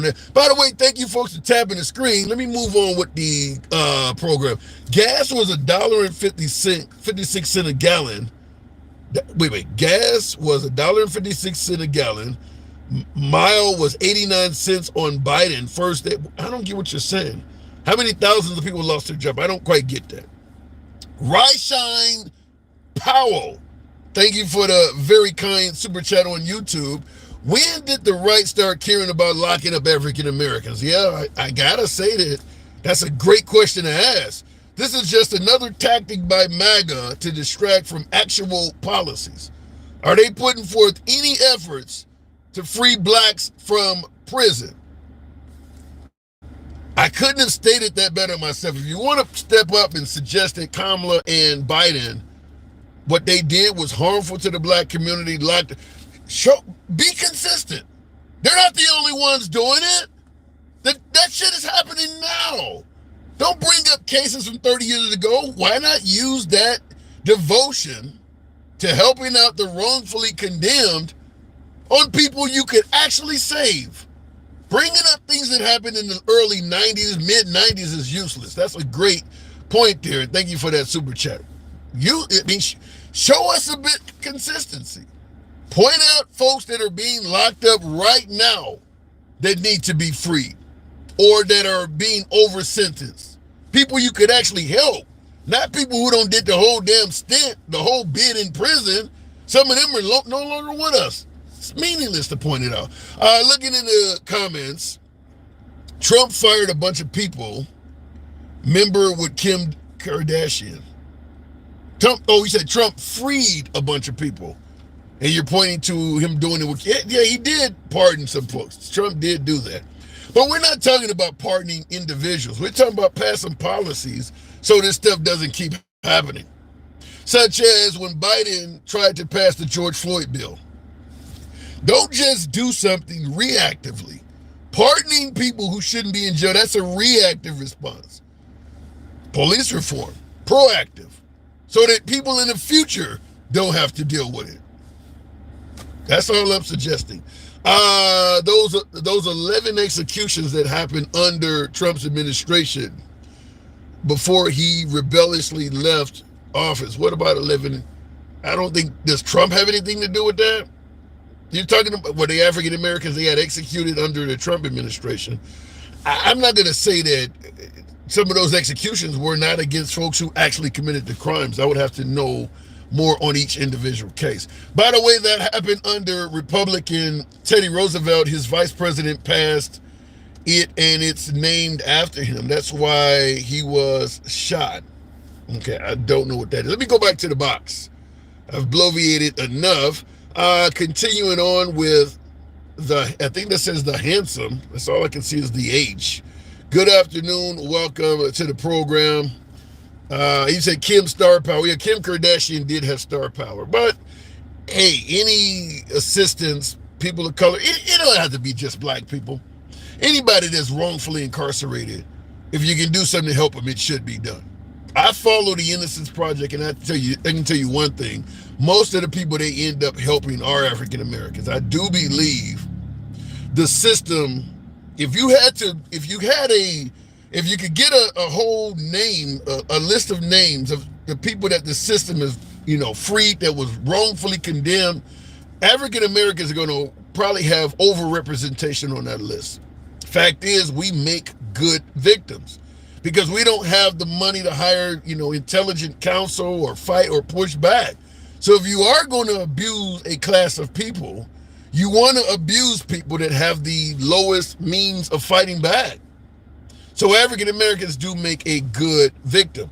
Also, there is plenty of crime in our communities. And let's say somebody like George Floyd with a rap sheet as long as my damn arm. He makes for a great victim. Nobody's going to believe him. If what Derek Chauvin did to George Floyd was not on camera, Derek Chauvin would still be a cop. Is anybody going to believe family members or even witnesses stating that George Floyd lost his life in that manner? No. Look at his rap sheet. He pulled a gun out on a pregnant woman. He's in here trying to pass. I mean, this is a bad dude. They were trying to arrest him. He fought back, and he lost his life during the scuffle. It's justified. It would have been wrapped up fairly quick, and Derek Chauvin would still be on the force. Going back to the box, does anyone think it's strange that Trump's daughter, Ivanka, is not campaigning for her dad? No, I don't believe it's strange. Ivanka's a very successful woman in her own right. Her dad is very, I don't want to say toxic, but he is controversial. She doesn't need all that drama. She is doing very well as a businesswoman in her own right with Jared Kushner or whatever the case may be. Why take that on? Because if folks, let's just be clear, history is going to judge Trump one way or another. If he loses, it's probably going to be a lot of negatives in his history. Now, Maga's going to say it's bullshit, whatever the case may be, fair enough. But eventually, all of us will die off and history will continue telling that story. And Ivanka probably don't want nothing to do with that. I'm already rich. Why do I want to even risk that? I don't believe you're going to see her much campaigning. She doesn't want to deal with the toxicity of getting involved in that stuff. Let me try it again with the box. We're having problems. Live free or die trying. Good afternoon. Welcome to the program. Did you hear Trump's nephew, Fred Trump, is endorsing Harris? Yes, because he's stating that Trump stole his inheritance. He says some really bad things about Trump. His child is, he has some type of mental health issue, his child does. And he is suggesting that he called Trump because there was a small amount of money that Trump was contributing, because Trump apparently, according to him, took his whole inheritance, but he was still giving him money. But Trump told him, just let your child die off, which is awful. I don't know if it's true or not, but Trump said, look, you can come down here in Florida with us, just let him die off, or something wild, he said. Very shocking. But he stated Trump's never seen his kid or anything. That's Trump's nephew. That is Trump's nephew. In regards to the comments, Rod said it's a lie. How do you know? I'm not going to say it's the damn truth, but you can't just, this is where folks start talking about the cult stuff. If any negative information you hear on Trump, your first inclination is it's a lie. That's his damn family. I can tell you one thing for certain. You damn sure think the other way if it was Kamala's family or Biden's family. But a family member of Trump says something negative and your first thought is it's a lie. I'm not saying it's the truth, but I'm not just going to automatically dismiss it like that. Just want to point that out. Let me go back to the box. Just let him die. That's crazy. That's crazy. Let me try it again with Esther, I think it is. I'm having some trouble bringing up guests. Tap the screen. Get the likes up to about 120. We can certainly make that happen. Esther, that says Esther, good evening. Good afternoon. Good evening, handsome. I love you. Thank you. You went on mute. Okay. I'm sorry. There we go. I like how you run your broadcast here. But it was a lot of things I want to talk about. I feel that Kamala is overqualified. More than Trump is. When it comes to policy, she understands policy. For them to say that she's not qualified and someone who just was an apprentice person makes no sense to me. And it seems that America wants to say that she is not African American, and she is American. She is an African American, and one drop of blood makes her African American, even though her father is from Jamaica. It's just they got off the boat first. Yeah. What the difference between Black Americans and Jamaicans and people from Trinidad or Haiti is they got off the boat first. And I think that I agree with you. I think the problem is the way we're taught history in this country, and it's not accurately, that a lot of Americans do not realize that those blacks in Jamaica are part of the same slave trade, as you're pointing out, that blacks are in America, Haiti, and a lot of those other Caribbean islands. Yeah, that is true. It's very the same. Matter of fact, Obama I would consider was an African American because his mother was American and his father was from Africa. Yeah. Now, but why do you think that is? Before you continue, why do you think that is that suddenly Kamala, who's probably been referred to as black her whole life, just like Obama was, are suddenly being questioned when they run for these positions? Because it's the power of that they carry, the smartness that they have, the ability to have the same charisma equal to Trump, but with education. That's the reason books was taken from us. That's the reason our schools are defunded. That is the reason why the prison system that we just talked about exists, because it's another form of slavery. It's another form of keeping and breaking black families apart. This is the reason why majority in red states, you have more black men in prison in red states compared to blue states. That is a big problem. So when it looks at Black Americans or Black people being smart and able to hold their own and actually work hard and not, they want to say that she screwed herself to the top. Yeah, they do say that. But her vagina is not running for president. If we was judging Trump penis for president, he would be qualified. Okay, if we was voting for his tongue, other than the words he say that is funny, would we vote his tongue for president? So it makes no sense to me. Yeah, you know what I believe. No sense. You wow with that. You know what I believe for Kamala when folks are suggesting that she's not African American. Now she has the resources to do what I'm about to recommend. I think that she should go and pull her school records from as far back as she can go. If you can get elementary, whatever the case may be, get your driver's license. If you can get previous IDs, maybe your school IDs, anything you can get that ID'd you, and show them what they called you on all of those documents. Because most of them are going to refer to her as a black man. You're not going to see Jamaican/Indian probably on any of that stuff. They said the same thing about Michelle Obama, that's trying to say that she's a man. And we've been following her history, and her history is even in the Geechee community. Okay? So for them to even say that she's a man is crazy. So the things that MAGA says to deflect and lower and take away and dehumanize black people, they will go to great lengths to do it. So we should not be shocked that they say the things they say about us. We should not even be offended. All we need to do is take our black asses and white asses and vote for what is right for humankind and the democracy. But let me ask you this. In the comments, Billy D says, what about Black Indian American? Why hasn't the media said this instead? Now, I'm going to tell you right at the back before you answer the question, I don't think the media has ever referred to somebody as a Black Indian American. I've never heard it before.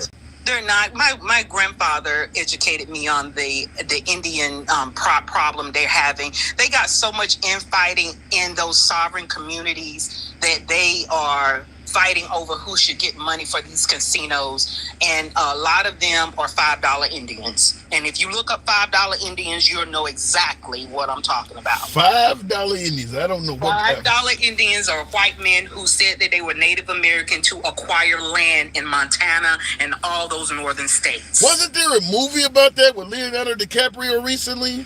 I don't know, but my grandfather taught at Arizona State University. And he educated me on the $5 I've never heard of that term, but I think it's something of the flower moon or something like that. There's a movie out where white guys are doing something like that, marrying chicks to get their land or something like that. Exactly. Wow. They're marrying chicks to get their land, and they are also claiming to have Native American heritage. And this is why you have to prove, if you're Black, you have to prove that you're so much percentage Native American. It has to be linked to the mother in order to get citizenship over into the tribe. So they know that they were not documenting these people at that time. They were just putting on them chicken pot blankets and making them truck across the nation and on these reservations. They already knew that. So the American government is not worried about the Native American community a whole lot because they're just waiting for them to die off. Wow. $5 Indians. I'm gonna look that up. So let me ask you before we move it on. You think Trump's going to debate her? Absolutely. I think if he do decide to debate her, it will be a debacle. And it could be a debacle in his favor and against her. Because he could grandstand it by acting ignorant with those hand gestures and those crazy sayings that he's saying and talk in circles like he does. You know how Trump talk in circles. So you do believe he may beat her? He say a lot, but don't say nothing at all. So you do believe he might beat her then? I think he can because he would get the crowd roaring over the stupid stuff he would say. He's funny. Trump is funny as hell. Sometimes you listen to him. You be like, what? Well, that's what one of my earlier guests said. They're coming to see a comedy show. It distracts people from what the question really was about, because he says stupid shit. I mean, he says stupid shit, and you must be like, "What did he just say?" You have to rewind. If it wasn't for rewind, and you can go back and rewind stuff, you can't even believe some of the stuff he says, and you realize he ain't really said anything.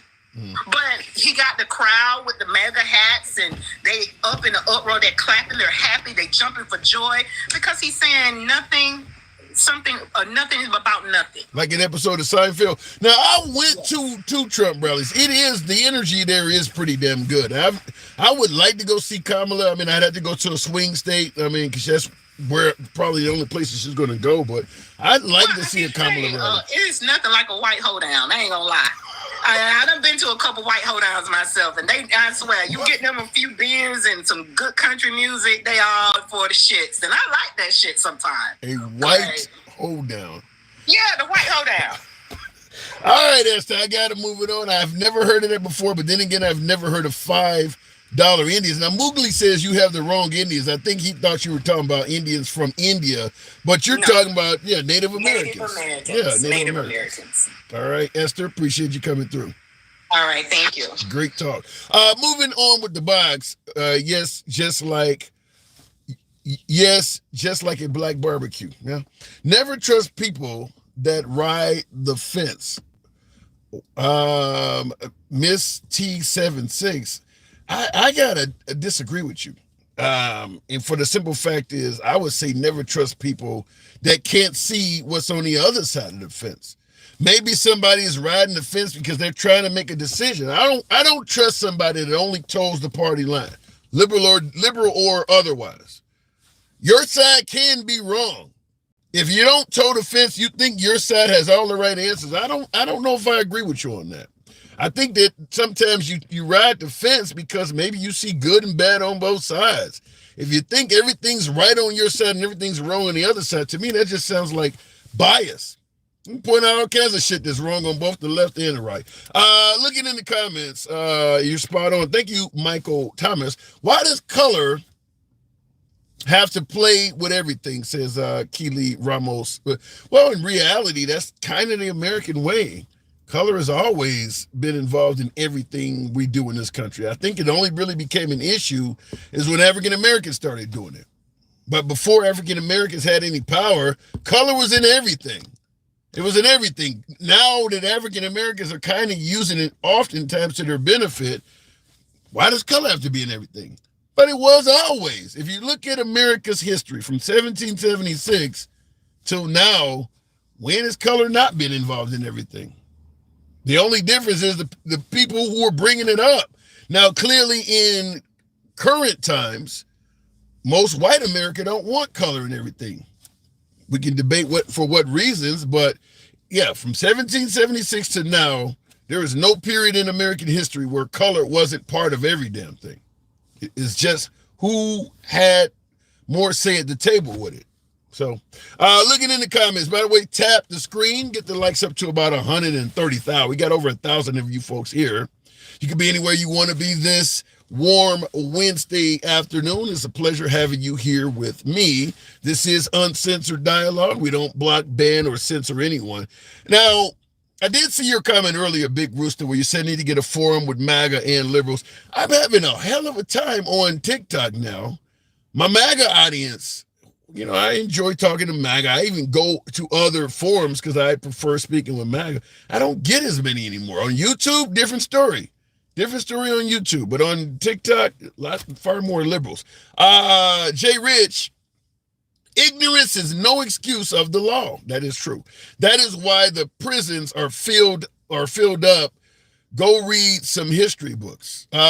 Jay Rich, there's more to it than that. I don't disagree with you at all that ignorance is no excuse for the law, and that you name it, blacks committing crimes, criminals, all of that. I don't disagree with any of that. But our system for years, decades, generations has been tailored in a way that you're going to net more criminals of minority descent.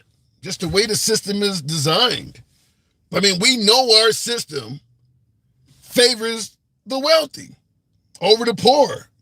If you don't have money to hire a lawyer, or if you're lesser educated, you can do the same thing as somebody who does have money or is educated, and you're going to be caught up in the dragnet. Let's be clear. I don't think anybody's going to disagree with me, whether you're on the left or the right. As many contempt of court violations as Trump, you would be in jail. Period. Trump was able to, now we can talk about witch hunts, you know, every charge against Trump was bullshit, whatever. If you're charged with bullshit crimes, let's say you're charged and it's 100% witch hunt, but when you're in court, you continue violating the judge's orders, you're going to go to jail. Trump did it 10 times, never served a day. The system favors certain people over others. There's no denying that. 10 times, found guilty of being in contempt, 10 different times, giving out the judge's address and shit like that, talking about his family. You think you could do that and get away with it? Even if the charges were witch hunts, you think you could get away with that? So, just want to point that out. Looking in the comments, I'm a Christian for Trump, but I was disgusted to see that meme with Jesus with a bandaged ear. God, I didn't see that one. That is not the kind of Christianity that I follow. Before I go back to the box, I will say this. I've seen a lot of folks suggesting that, let me turn on my air here. When you have children like Sandy Hook or some of these schools lose their lives in mass casualty events, to defend the Second Amendment, folks actually start wearing lapels of an AK-47 or an AR-15. Even though a bunch of children just lost their lives, they're siding with the Second Amendment in defense of the gun. But when Trump gets shot, they're wearing a patch over their ear, siding with Trump. I had folks pointing that out. You side with the gun when kids get shot, but when Trump gets shot, you side with Trump. I'll leave it up to you folks to verify the validity of that or not. And I see somebody said, yes, Trump was shot. Yeah, he got hit by a round. It just didn't, hit him in anything vital, just his ear. Let me go back to the box. Appreciate you folks that are tapping the screen. This is uncensored programming, as it is all day, every day. We'll try it again with is that the handsome? That's another lie. I'm just telling you what I heard. The HR Gator. Good afternoon. Hey, friend. How are you? I'm doing good. Good to have you on. Any idea, you believe Trump going to debate Kamala? Shit. I hope. I hope. Really? You know, I do Big hope. dog. And I hope for the same reason everyone's for Trump couldn't wait for the debate with Biden. They wanted to see him fail. Okay? Now, I don't want to see anyone fail. That doesn't help. Hang on one second. I'll let you continue. But in the comments, Sergeant Peters, I like the name, but he says, Tim says he wants Trump dead. Did anybody hear that? Never, ever in a did single anyone hear that? Been listening to you for since you've been on. I've never heard you say anything of the sort. It's pitiful. Anyways. Okay, keep going. No, Tim, I've never heard you say that. They wanted to see him fail. I don't want to see anybody fail. That doesn't help anybody, right? So I don't want you to fail, but I want to see what you're going to come up with. You're coming to a gunfight with a knife. Yeah. Because you're not going to be able to sit there and spin her up. You're not going to be able to sit. She is geared, trained, and has God knows how many years experience dealing with criminals and other people trying to spin their words in her courtroom. She doesn't need to prepare for how to deal with him. She needs to prepare the answers to the questions she's going to be asked. But I have no doubt that she knows how to handle someone that just tries to spin and spin and spin but never settle on an answer. Well, how does she respond to the border, though? I mean, does she not look bad on the border? Everybody does. Get a grip. Trump built a wall? No, he didn't. First of all, hilarious, because people just scale the wall. Or, since it's not finished, they just walk around. So, there's a failure. Mexico didn't pay for it. There was a failure. We had a bill. They didn't like it. They shot that shit down. Yeah. So here we are, still without a bill. So who's failing? Everybody. Well, come on now, HR Gator. You got to admit that border bill came along toward the end of Biden's term. What did they do the first 3 years? Listen, I don't know. What have they all been doing? We also have been dealing with a pandemic. This border thing's been going on forever. Forever. It's been going on forever. Yeah, but is that answer going to be sufficient, bringing up Trump's term or the pandemic? At the end of the day, your job was to protect the American border. Either you did it or you didn't. So did he? No, we're talking about her. We're not talking about Trump, though. We're talking about Kamala. Did she? And so she could also look at him and be like, did you? Yeah. So my question is what are we doing sitting here spinning this? He said, she said, you didn't. No, nobody has. I don't care about what nobody else has done in the past. We're not going back. So what you're saying is that when she's questioned on the border, her answer is simply going to be to deflect that everybody else failed too? Hell no, I want her to come with some ideas. I want her to say, no, you know what? We didn't get that passed. So we're going to try this or we're going to try that. I hope to hear substance. I mean, I'm not going into this just like, okay, Harris, hey, no matter what, yay. No. Come with substance. Tell me what you want to do. Tell me a logical a plan. What is a first step?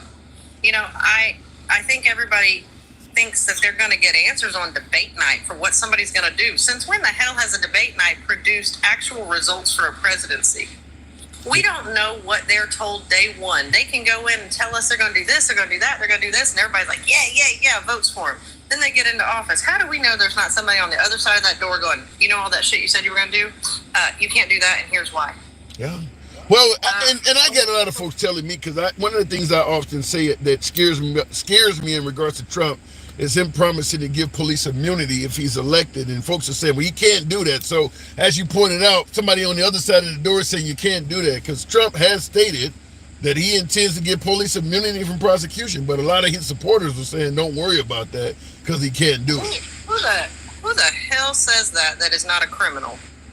Not a single person on this damn earth should have immunity from any crime. That's wild. Why are you trying to give police immunity? No, you follow the damn rules, and we need to get more rules and institute more mental health training, and we need to do more diversity and inclusion training, and we need to do all of this profile training, all this bullshit. No, we do not need to, and I hate the first dumb asshole that said defund the police. We should have said reallocate funds for the police into how we're going to teach them. And my last freaking thing that I've been so mad I keep hearing a woman. Don't even get me started on the black woman. That is so damn irrelevant. A woman. But she's not black. According to Maga, she's not black. Well, I bet if the same cops who shot Breonna Taylor looked at her at a glance, they wouldn't have asked. I've been like, oh, wait, I don't think she's black. She's probably Asian and Jamaican. They would have said that, right? No. They would have said she's black. Exactly. She's a black woman.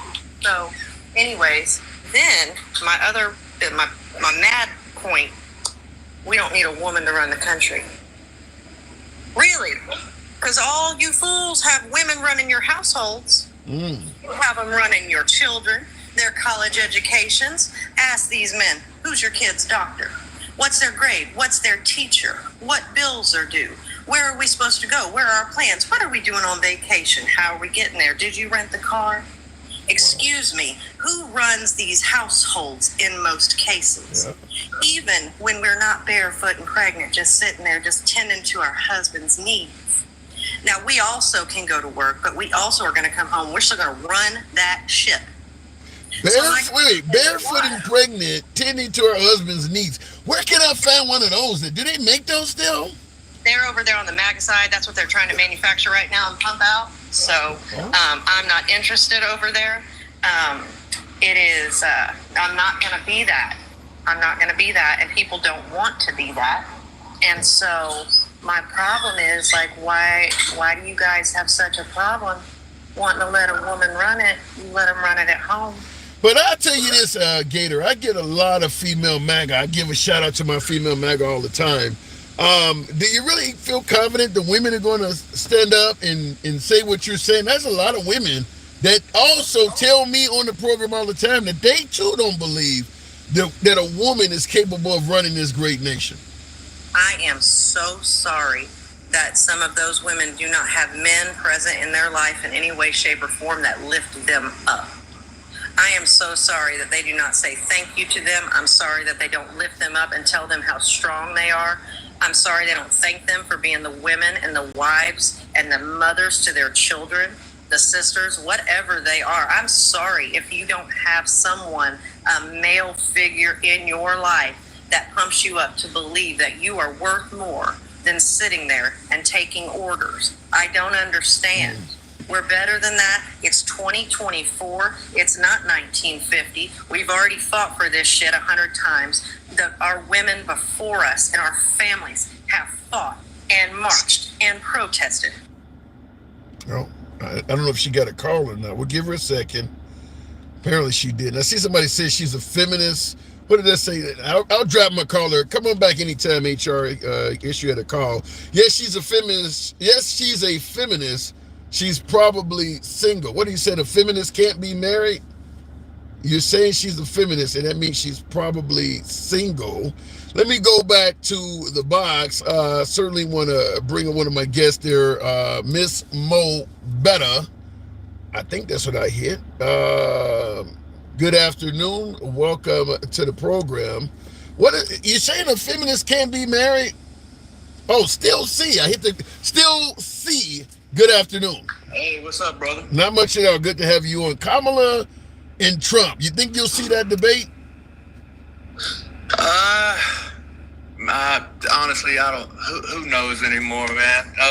From what I understand, Trump said that he was going to debate her, and then he said that there's a case for him not to debate her because what is that case? What is the case he has to not debate her? The fact that she didn't get democratically elected in, and they just put her in, and she didn't get voted in, which I don't understand what that would be a reason why he wouldn't debate her for, but that's what he said. Do you think Democrats always scream about democracy, but they didn't even use democracy to vote her in. Do you think they didn't even have a primary when when RFK wanted to get be in? They claim to be democratic, but their actions don't prove it. Is what I'm saying. Okay. So you saying the Democrats should have had a? You're saying the Democrats should have had a primary instead of just putting Kamala up? They should have had a primary. RFK. The voters are supposed to decide, not the DNC. So if that's the case, why do you think the only people complaining about that process not happening are Republicans. I don't hear the Democrats at all say you should have gave RFK a chance. They're the ones that's claiming that they're Democratic, but they're not. Of course they're not going to say, and of course they're not going to complain about it. That's who they wanted in there. Okay. But would it not, if the Democrats did what you're suggesting? Go ahead. Huh? No, I was going to say, if the Democrats did what you're suggesting, do we have a delay? Maybe, I don't know. Okay, go ahead. I'll let you finish your point. Did you realize how long it took Obama to endorse her? Obama didn't want to endorse her. He wanted to have a vote. Still see, Kamala Harris has only been the presumptive nominee for 10 days. I mean, he took a few days to do it. Is that really, in hindsight, is that really going to be a big deal? Well, it took him a little, like almost a week. What happened was, she said that she said she was going to work hard and gain the nomination and earn the nomination is what she said. She's going to work hard and earn the nomination. Less than 24 hours later, she had enough delegates to earn the nomination. She didn't work very hard. Well, so she didn't work for it. They just gave it to her. Okay. I don't care. Why do you think that? Why do you think that is? Why do you think that is? Why do you think they just gave it to her?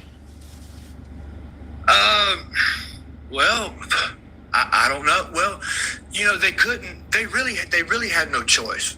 They had no choice. They had to let Kamala. How bad would they have looked if they had Joe step down and they would have put somebody else in there other than a woman, a colored woman at that? They would look real bad that he picked her as a vice president. She's supposed to be the next woman up. She's supposed to be the next person up. She is. She's the vice president. Yeah, I'll tell you this, and I see in the comments, Moogly on YouTube says you're reaching. You do realize when money is donated to the Biden campaign, it's also donated to the Biden-Harris campaign. So if if the Democrats put somebody else up other than Harris, all of that money becomes in question. All of the money that's been donated to Biden, they can't just get that to Michelle Obama or anybody else that gets put up there. So that's what you're saying they should do. That's what they're supposed to do. I don't care what they do, to be honest. I can care less if what they do. I can care less. But that's what's supposed to happen. They did, like I said, they didn't even have a primary. They've been keeping RFK off the ticket for how long? I mean, that's not democratic. Yeah. They've been keeping RFK off the ticket for months. Yeah, I would submit to you that when Trump ran for re-election in 2020, it's not a big story, but they did the same thing in the Republican Party. There were 5 guys that were Republican that wanted to primary President Trump. And several Republican states automatically gave their delegates to President Trump. They did not give the Republicans a chance to vote on those other Republican challengers. I think one of them even sued. One of them even put a lawsuit in. The RNC had a primary. No. Not when Trump ran in 2020. They didn't. Oh, okay. Yeah, there were some Republicans in 2020 that wanted to primary Trump, and the Republican Party stopped them from doing it. What you're complaining about now? I'm not complaining. I'm just stating what's. Like I said, I can care less. Okay. I'm just stating the facts. I can care less what they do. I can care less what the Democrats do. I'm not Democrat or Republican. Okay. Who you likely to? So you're not likely to. Are you going to vote in this election? I'm going to vote. Yes. Who you likely to vote for? Trump, definitely. Did you vote in 2020? I did. Trump or Biden? Trump. Did you vote in 2016? I know who Biden is. He's been in Congress for a better half of 4 decades. He's got plenty of subject matter to go back and look at. He's a piece of shit. Damn. Did you vote in 2016, Trump versus Hillary Clinton? Yes. Hillary? Trump. Okay. Did you vote in any of the Obama runs? No. Okay. I was actually locked up for 15 years at that time. So every vote you've done so far has been mainly for Trump in the national election? Yeah, first time I ever voted was Right. 2016. Fair enough. I only asked you that because you started out by saying I'm not a Democrat or a Republican, and your voting record seems to disagree with what you're saying. I'm gonna tell you, I didn't care anything about politics. To be honest, still don't, because to me, politicians, if they're running their mouth, they're lying. Every single one of them lie. Republicans ain't no better than Democrats. They're all liars. They all take our money. It's not about, the reason I voted for Trump is because Trump came in there. He's not a politician. He's a real estate mogul, and not only that, he came in and he started spilling the beans about the government, about our foreign policy, about how messed up our foreign policy is, how we're giving all our tax dollars to foreign countries, and how the news is lying to people. I mean, think about it. They've been lying for every war since. Let me ask you something. Speaking of the news lying to people, you can give me your humble opinion. You know, I don't block, ban, or censor, so speak how you feel. Who won the 2020 election? I don't think Biden won. I don't. And I really don't. And I'm going to tell you why. For one, no president has ever got 81 million votes, not even Obama, and everybody came out to vote for Obama. Everybody. And he didn't even get 81. Not only that, Trump was ahead by like 5,000 some votes. It's like 12 o'clock at night. I go to bed. Next thing you know, Biden's ahead, and there's video footage of people carrying boxes at 3 o'clock and 2 o'clock in the morning into different agencies. And if you look at the spike, he had 100,000 votes came in during that time, and not one of them was a Trump vote. All of them was his. That doesn't make any sense. Let me ask. Look Okay, at what fair enough. happened in Argentina recently. The same thing. Look at the graph of how the 2020 election went, and you'll see how the graph starts going up, and then you'll see in the middle of the night it spikes. All right. Let me ask you another question. What happened on January 6th? Well, what do I think happened? Yeah. This is what happened, in my opinion. I think they went down there. They had FBI people in the like Ray Epps. You had people.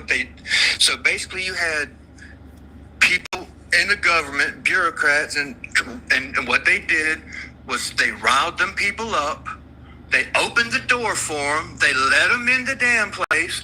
They walked the people in there, but they only show you all the violent stuff. They don't show you the parts that there was 2 hours of footage that we didn't get to see for like 2 years and some change. We just got to see it in the last 6 months or so. They released it. And yeah, I mean, there's people in jail when these police opened the door and let them in there. Right. So yeah, I think they got riled up. Just like, for instance, if you're at a football game, at a football stadium, it's easy to get riled up. Nobody goes there to want to fight or do anything, but you can easily get riled up, especially with politics. Any idea why Trump was referring to January 6th as a good day and saying we love you? I have no idea why he says some of the dumb shit that he says, to be honest. Now, let me ask you another question. As I say, you can speak your mind here. We don't block, ban, or censor. The guy has, 34 confirmed felonies, and then he has a host of pending felonies that are still out there. Right. What do you think of the fact that this guy has so much, I think they're all bullshit. I mean, think about it. You have a man has 91 counts. That tells me one or two things. That he's either very bad, like the worst person ever, or they're reaching and trying. They tried to silence him.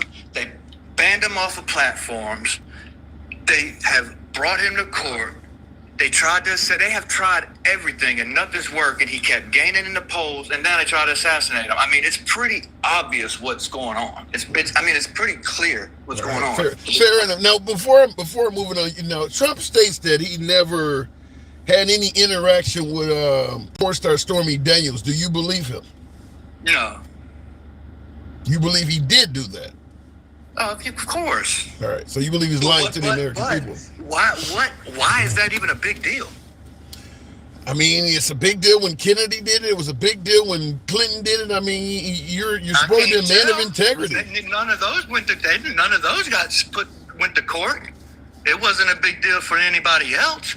It wasn't a big deal for Clinton. Biden did some of the same thing. Matter of fact, Biden had classified documents, but the only difference is Biden wasn't even authorized to have them because he wasn't even president. So he had some of the same charges and didn't get.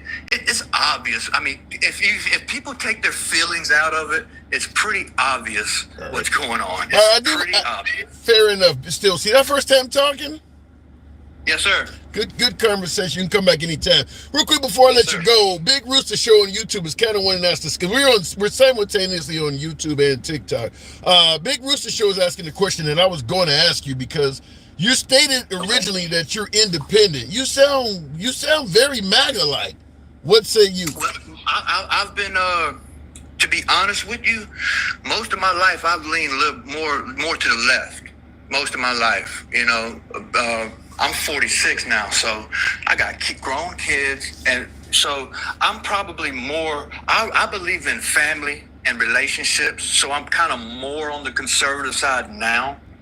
But as far as like being some diehard far right, nah, I'm not nothing like that. I look at all the data, and I make the educated decision based on all the data. I don't have no feelings involved in it. What really turned me off was when I found out I recently got divorced about 3 years ago, and I didn't really follow too much until after that.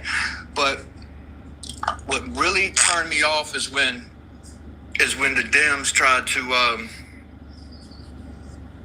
I don't know why they're popular. I know what you're looking at, but keep going. When they started with the school and indoctrinating kids with these books and the drag queen story hour and men. But wait a minute, are you okay in regards to? Tell you what a woman is. But hold on, in regards to indoctrinating kids, are you okay with some Republican states now forcing Christianity on kids, making them read the Bible as part of the curriculum? Nah, I don't think that will ever happen. It's already law in Oklahoma. Where? It's the law. Where is that law? In Oklahoma, in the state of Oklahoma and Louisiana, it's law already. In school, that you have to read the Bible. Yeah. No, there's no way. There's no way. All right, I got to move it on, but you got Google Oklahoma and the Bible. You should find it pretty damn easy. Google's not really a good Bing. place to get your information. Then get it from Bing. If people are getting their information from Google is good to get information, certain information, but Google's not good to get information like this because it's going to be biased to what Google wants to put out. Wait a minute, hold on. Still, see, Google is not. I'm not talking about using Google for it. Hold on, hang on. I'm not saying use Google for a news outlet. If you Google Oklahoma and the Bible, you're going to get every news outlet from Fox News. Click on one of those links. Yeah, that's not Google. I will. I'll check it out. I just don't believe that they're forcing. Now, I mean, they might. It's happening still. I don't know what you're about to say, but it's happening. What if they're not Christian? They don't give a damn about that. That's bullshit, man. There ain't no way. Feel free to come back anytime. Like I always say.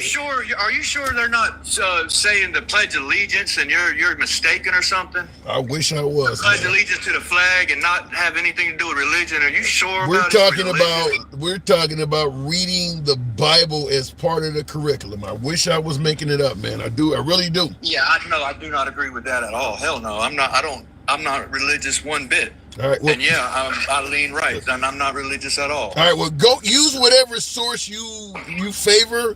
Look it up. Come on back on the program. All right, I'll check it out. Anytime. Still, come on back through. All right, moving the program on. I can't believe he didn't think that. He was really resistant to that one. But yeah, we're not making it up. In fact, we did a show on it. I think it's been fairly popular news if you follow the news. Now, the right. There's going to be a lot of folks on the right that probably don't agree with forcing children to read the Bible regardless of their religion. So it's not going to get covered as much on Fox News or OAN or Newsmax because they know to some degree some of the far right policies that are coming out of, coming out of a 6-3 majority on the Supreme Court, or some of that stuff that J.D. Vance is talking about, they know on the right that stuff is not helping their cause right now, right before an election. So on the right-wing networks, they're not going to cover that stuff in deep detail. But on the left, they will. But like with my last caller, I wouldn't recommend that he watch CNN or MSNBC. Is going to say that network is not reliable. But you're not going to hear it if you watch right-wing media.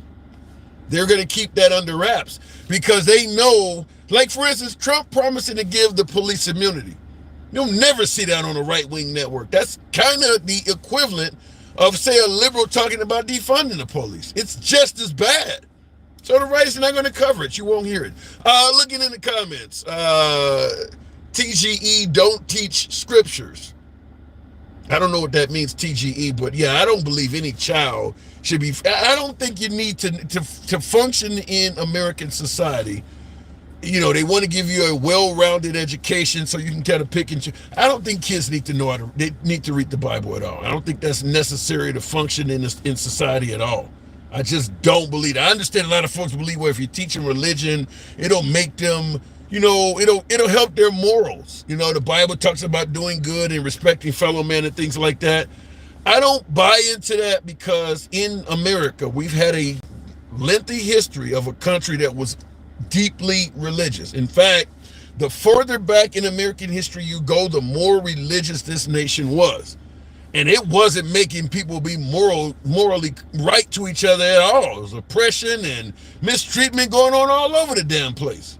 So I don't see any history in America that would suggest a more religious nation would be better for the people. We're probably better off now than we were at any point in history, which is why a hell of a lot of my minority viewers ask me all the damn time, when was America great? Because most minorities will tell you, regardless of what you think about America, there probably is not a single day in American history that most minorities think it would be better to go back to that day.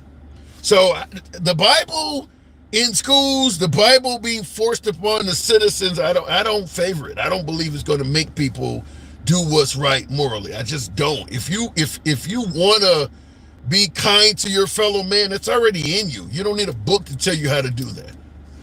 Looking in the comments, and by the way, I appreciate you folks that are tapping the screen. 150,000. We can make that happen on TikTok. Still nearly 1,000 of you in here. This is uncensored programming as always. We are MAGA friendly, always have been, always will be. Follow the program if you enjoy censored dialogue from all sides of the aisle on TikTok, and subscription on YouTube if you will. It's not God, it's you people. You not a ghost in the sky. Jay Rich, what do you mean by, well, I kind of know, I guess, about the you people comment. But it's not God, it's you people. You not a ghost in the sky. That's very, a lot of riddles in that. Sarah Robertson, Forrest Savage, we need to make America energy self-sufficient. We need to lower taxes and do whatever possible to end war. Stop seeing children dying. I don't know how you can end war. Certainly, well, on the Trump side of the aisle, he's talking about, focusing on America and getting his hand out of overseas conflicts. That's certainly not going to end war. If other nations know that America is going to quit playing the world's police, I can guarantee that ain't going to end war. That might be a provocation, because a lot of countries feel like I could be doing a hell of a lot better becoming the next superpower if America was not trying to stop my progress. So if America decides to do what Trump is suggesting, a lot of smaller nations already fear President Trump getting elected. I think most NATO member states don't want Trump to be elected because he's already threatened to disband NATO. Obviously, he's pushing to make sure they pay their own take care of their own financial responsibilities, which they should. But fact is, either way, he's not beneficial to them. Either if Trump gets in power, either he's going to make us live up to our obligations that we've been getting away with, or he's going to break up NATO completely. Neither one of those are favorable to those nations. So my guess is the overwhelming majority of our allies would favor Harris, Biden, or somebody else other than Trump. And obviously, if he's talking about the potential of breaking up NATO, getting out of NATO, and things like that, that would be favorable to a lot of our adversaries. You think Vladimir Putin prefers prefers the world with NATO or without? Which one do you think Vladimir Putin prefers? NATO or no NATO? Same thing with China. Same thing with North Korea. NATO or no NATO? United we stand, divided, you know how the saying goes. So I'm going to assume that that is a issue. Looking in the comments, but not the old one that preaches slavery. I don't know what that means. When Trump loses, he should be deported to Russia. Why? He's not a Russian citizen. Going back to the box. Deported to Russia. What the hell? Miss Mo Betta, good afternoon. Welcome to the program. Miss Mo Betta, appreciate you holding. Good afternoon. Listen, I love listening to the show. I don't, for the life of me, I don't understand where you get the patience from to listen to some of your guests.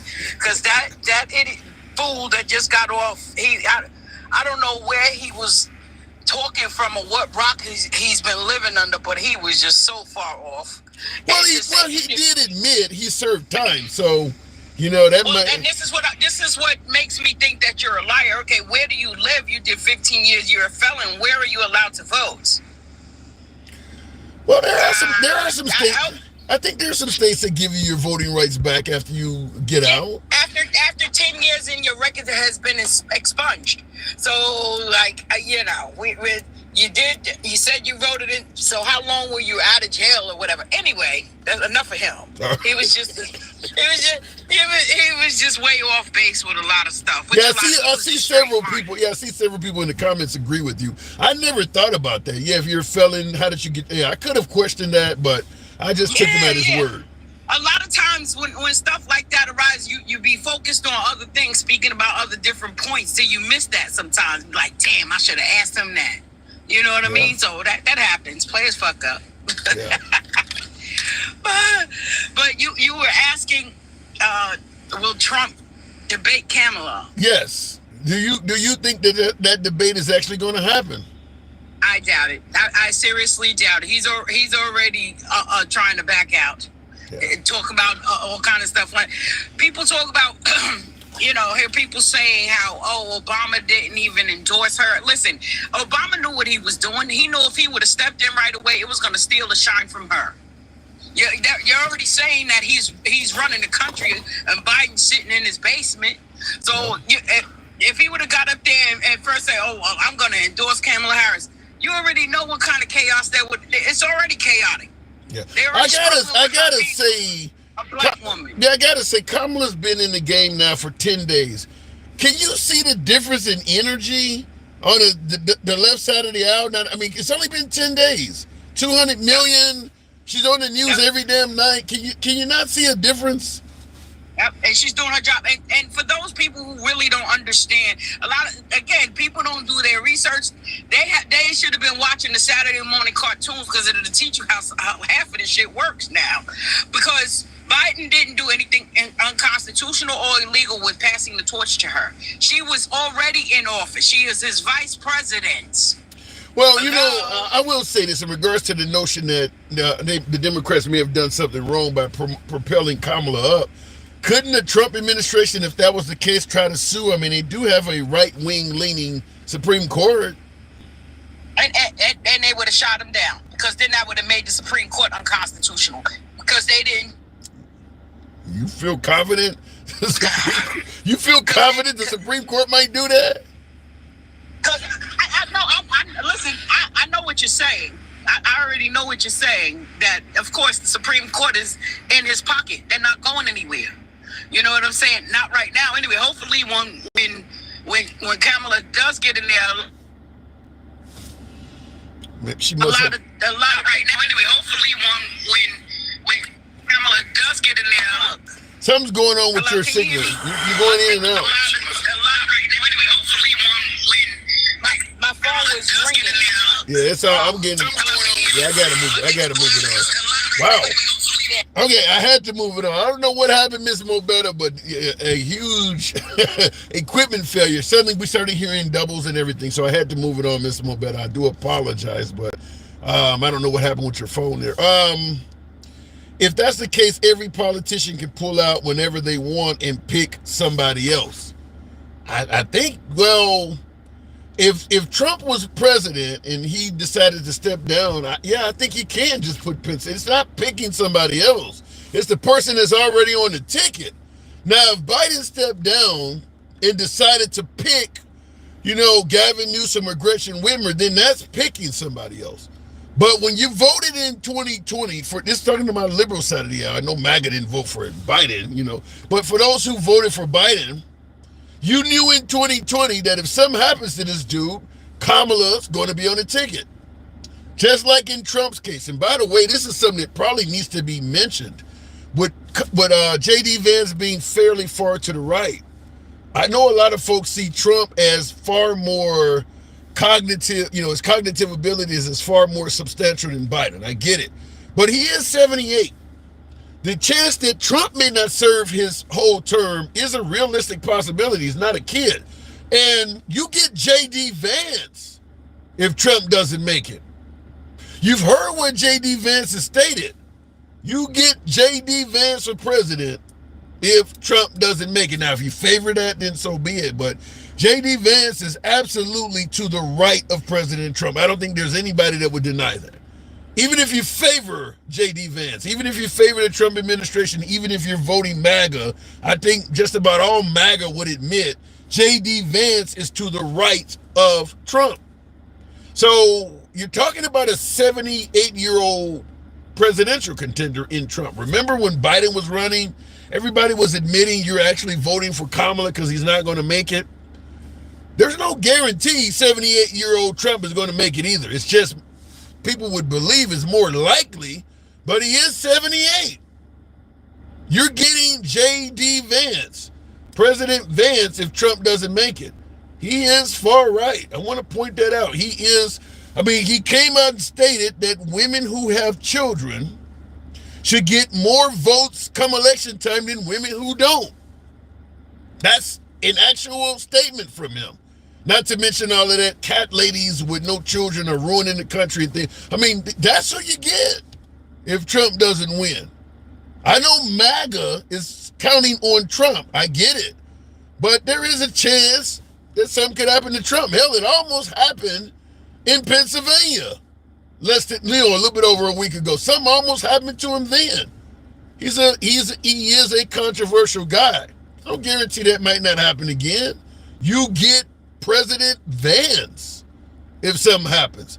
I'll submit to you this. I don't even think a lot of MAGA want America to go as far to the right as Vance is stating. It's only been, how long has Vance been the nominee? 2 weeks? I think 2 weeks come tomorrow.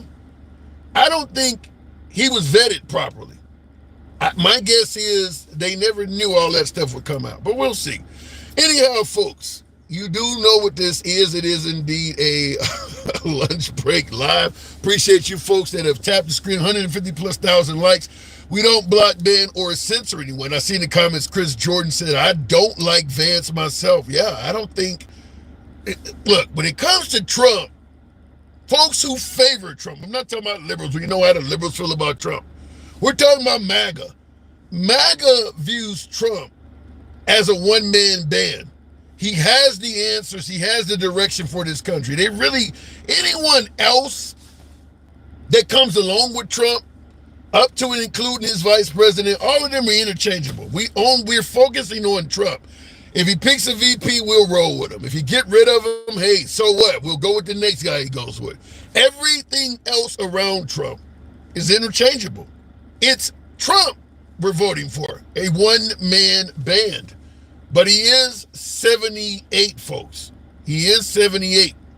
There's no guarantee that he may not have to step down. 5 years ago, Betty White looked healthy as hell. Where's she at now?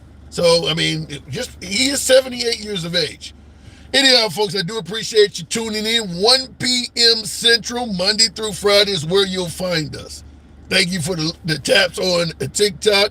I'll catch you guys tomorrow. It's your boy Tim, the handsome liberal. And for my YouTubers, thank you as well.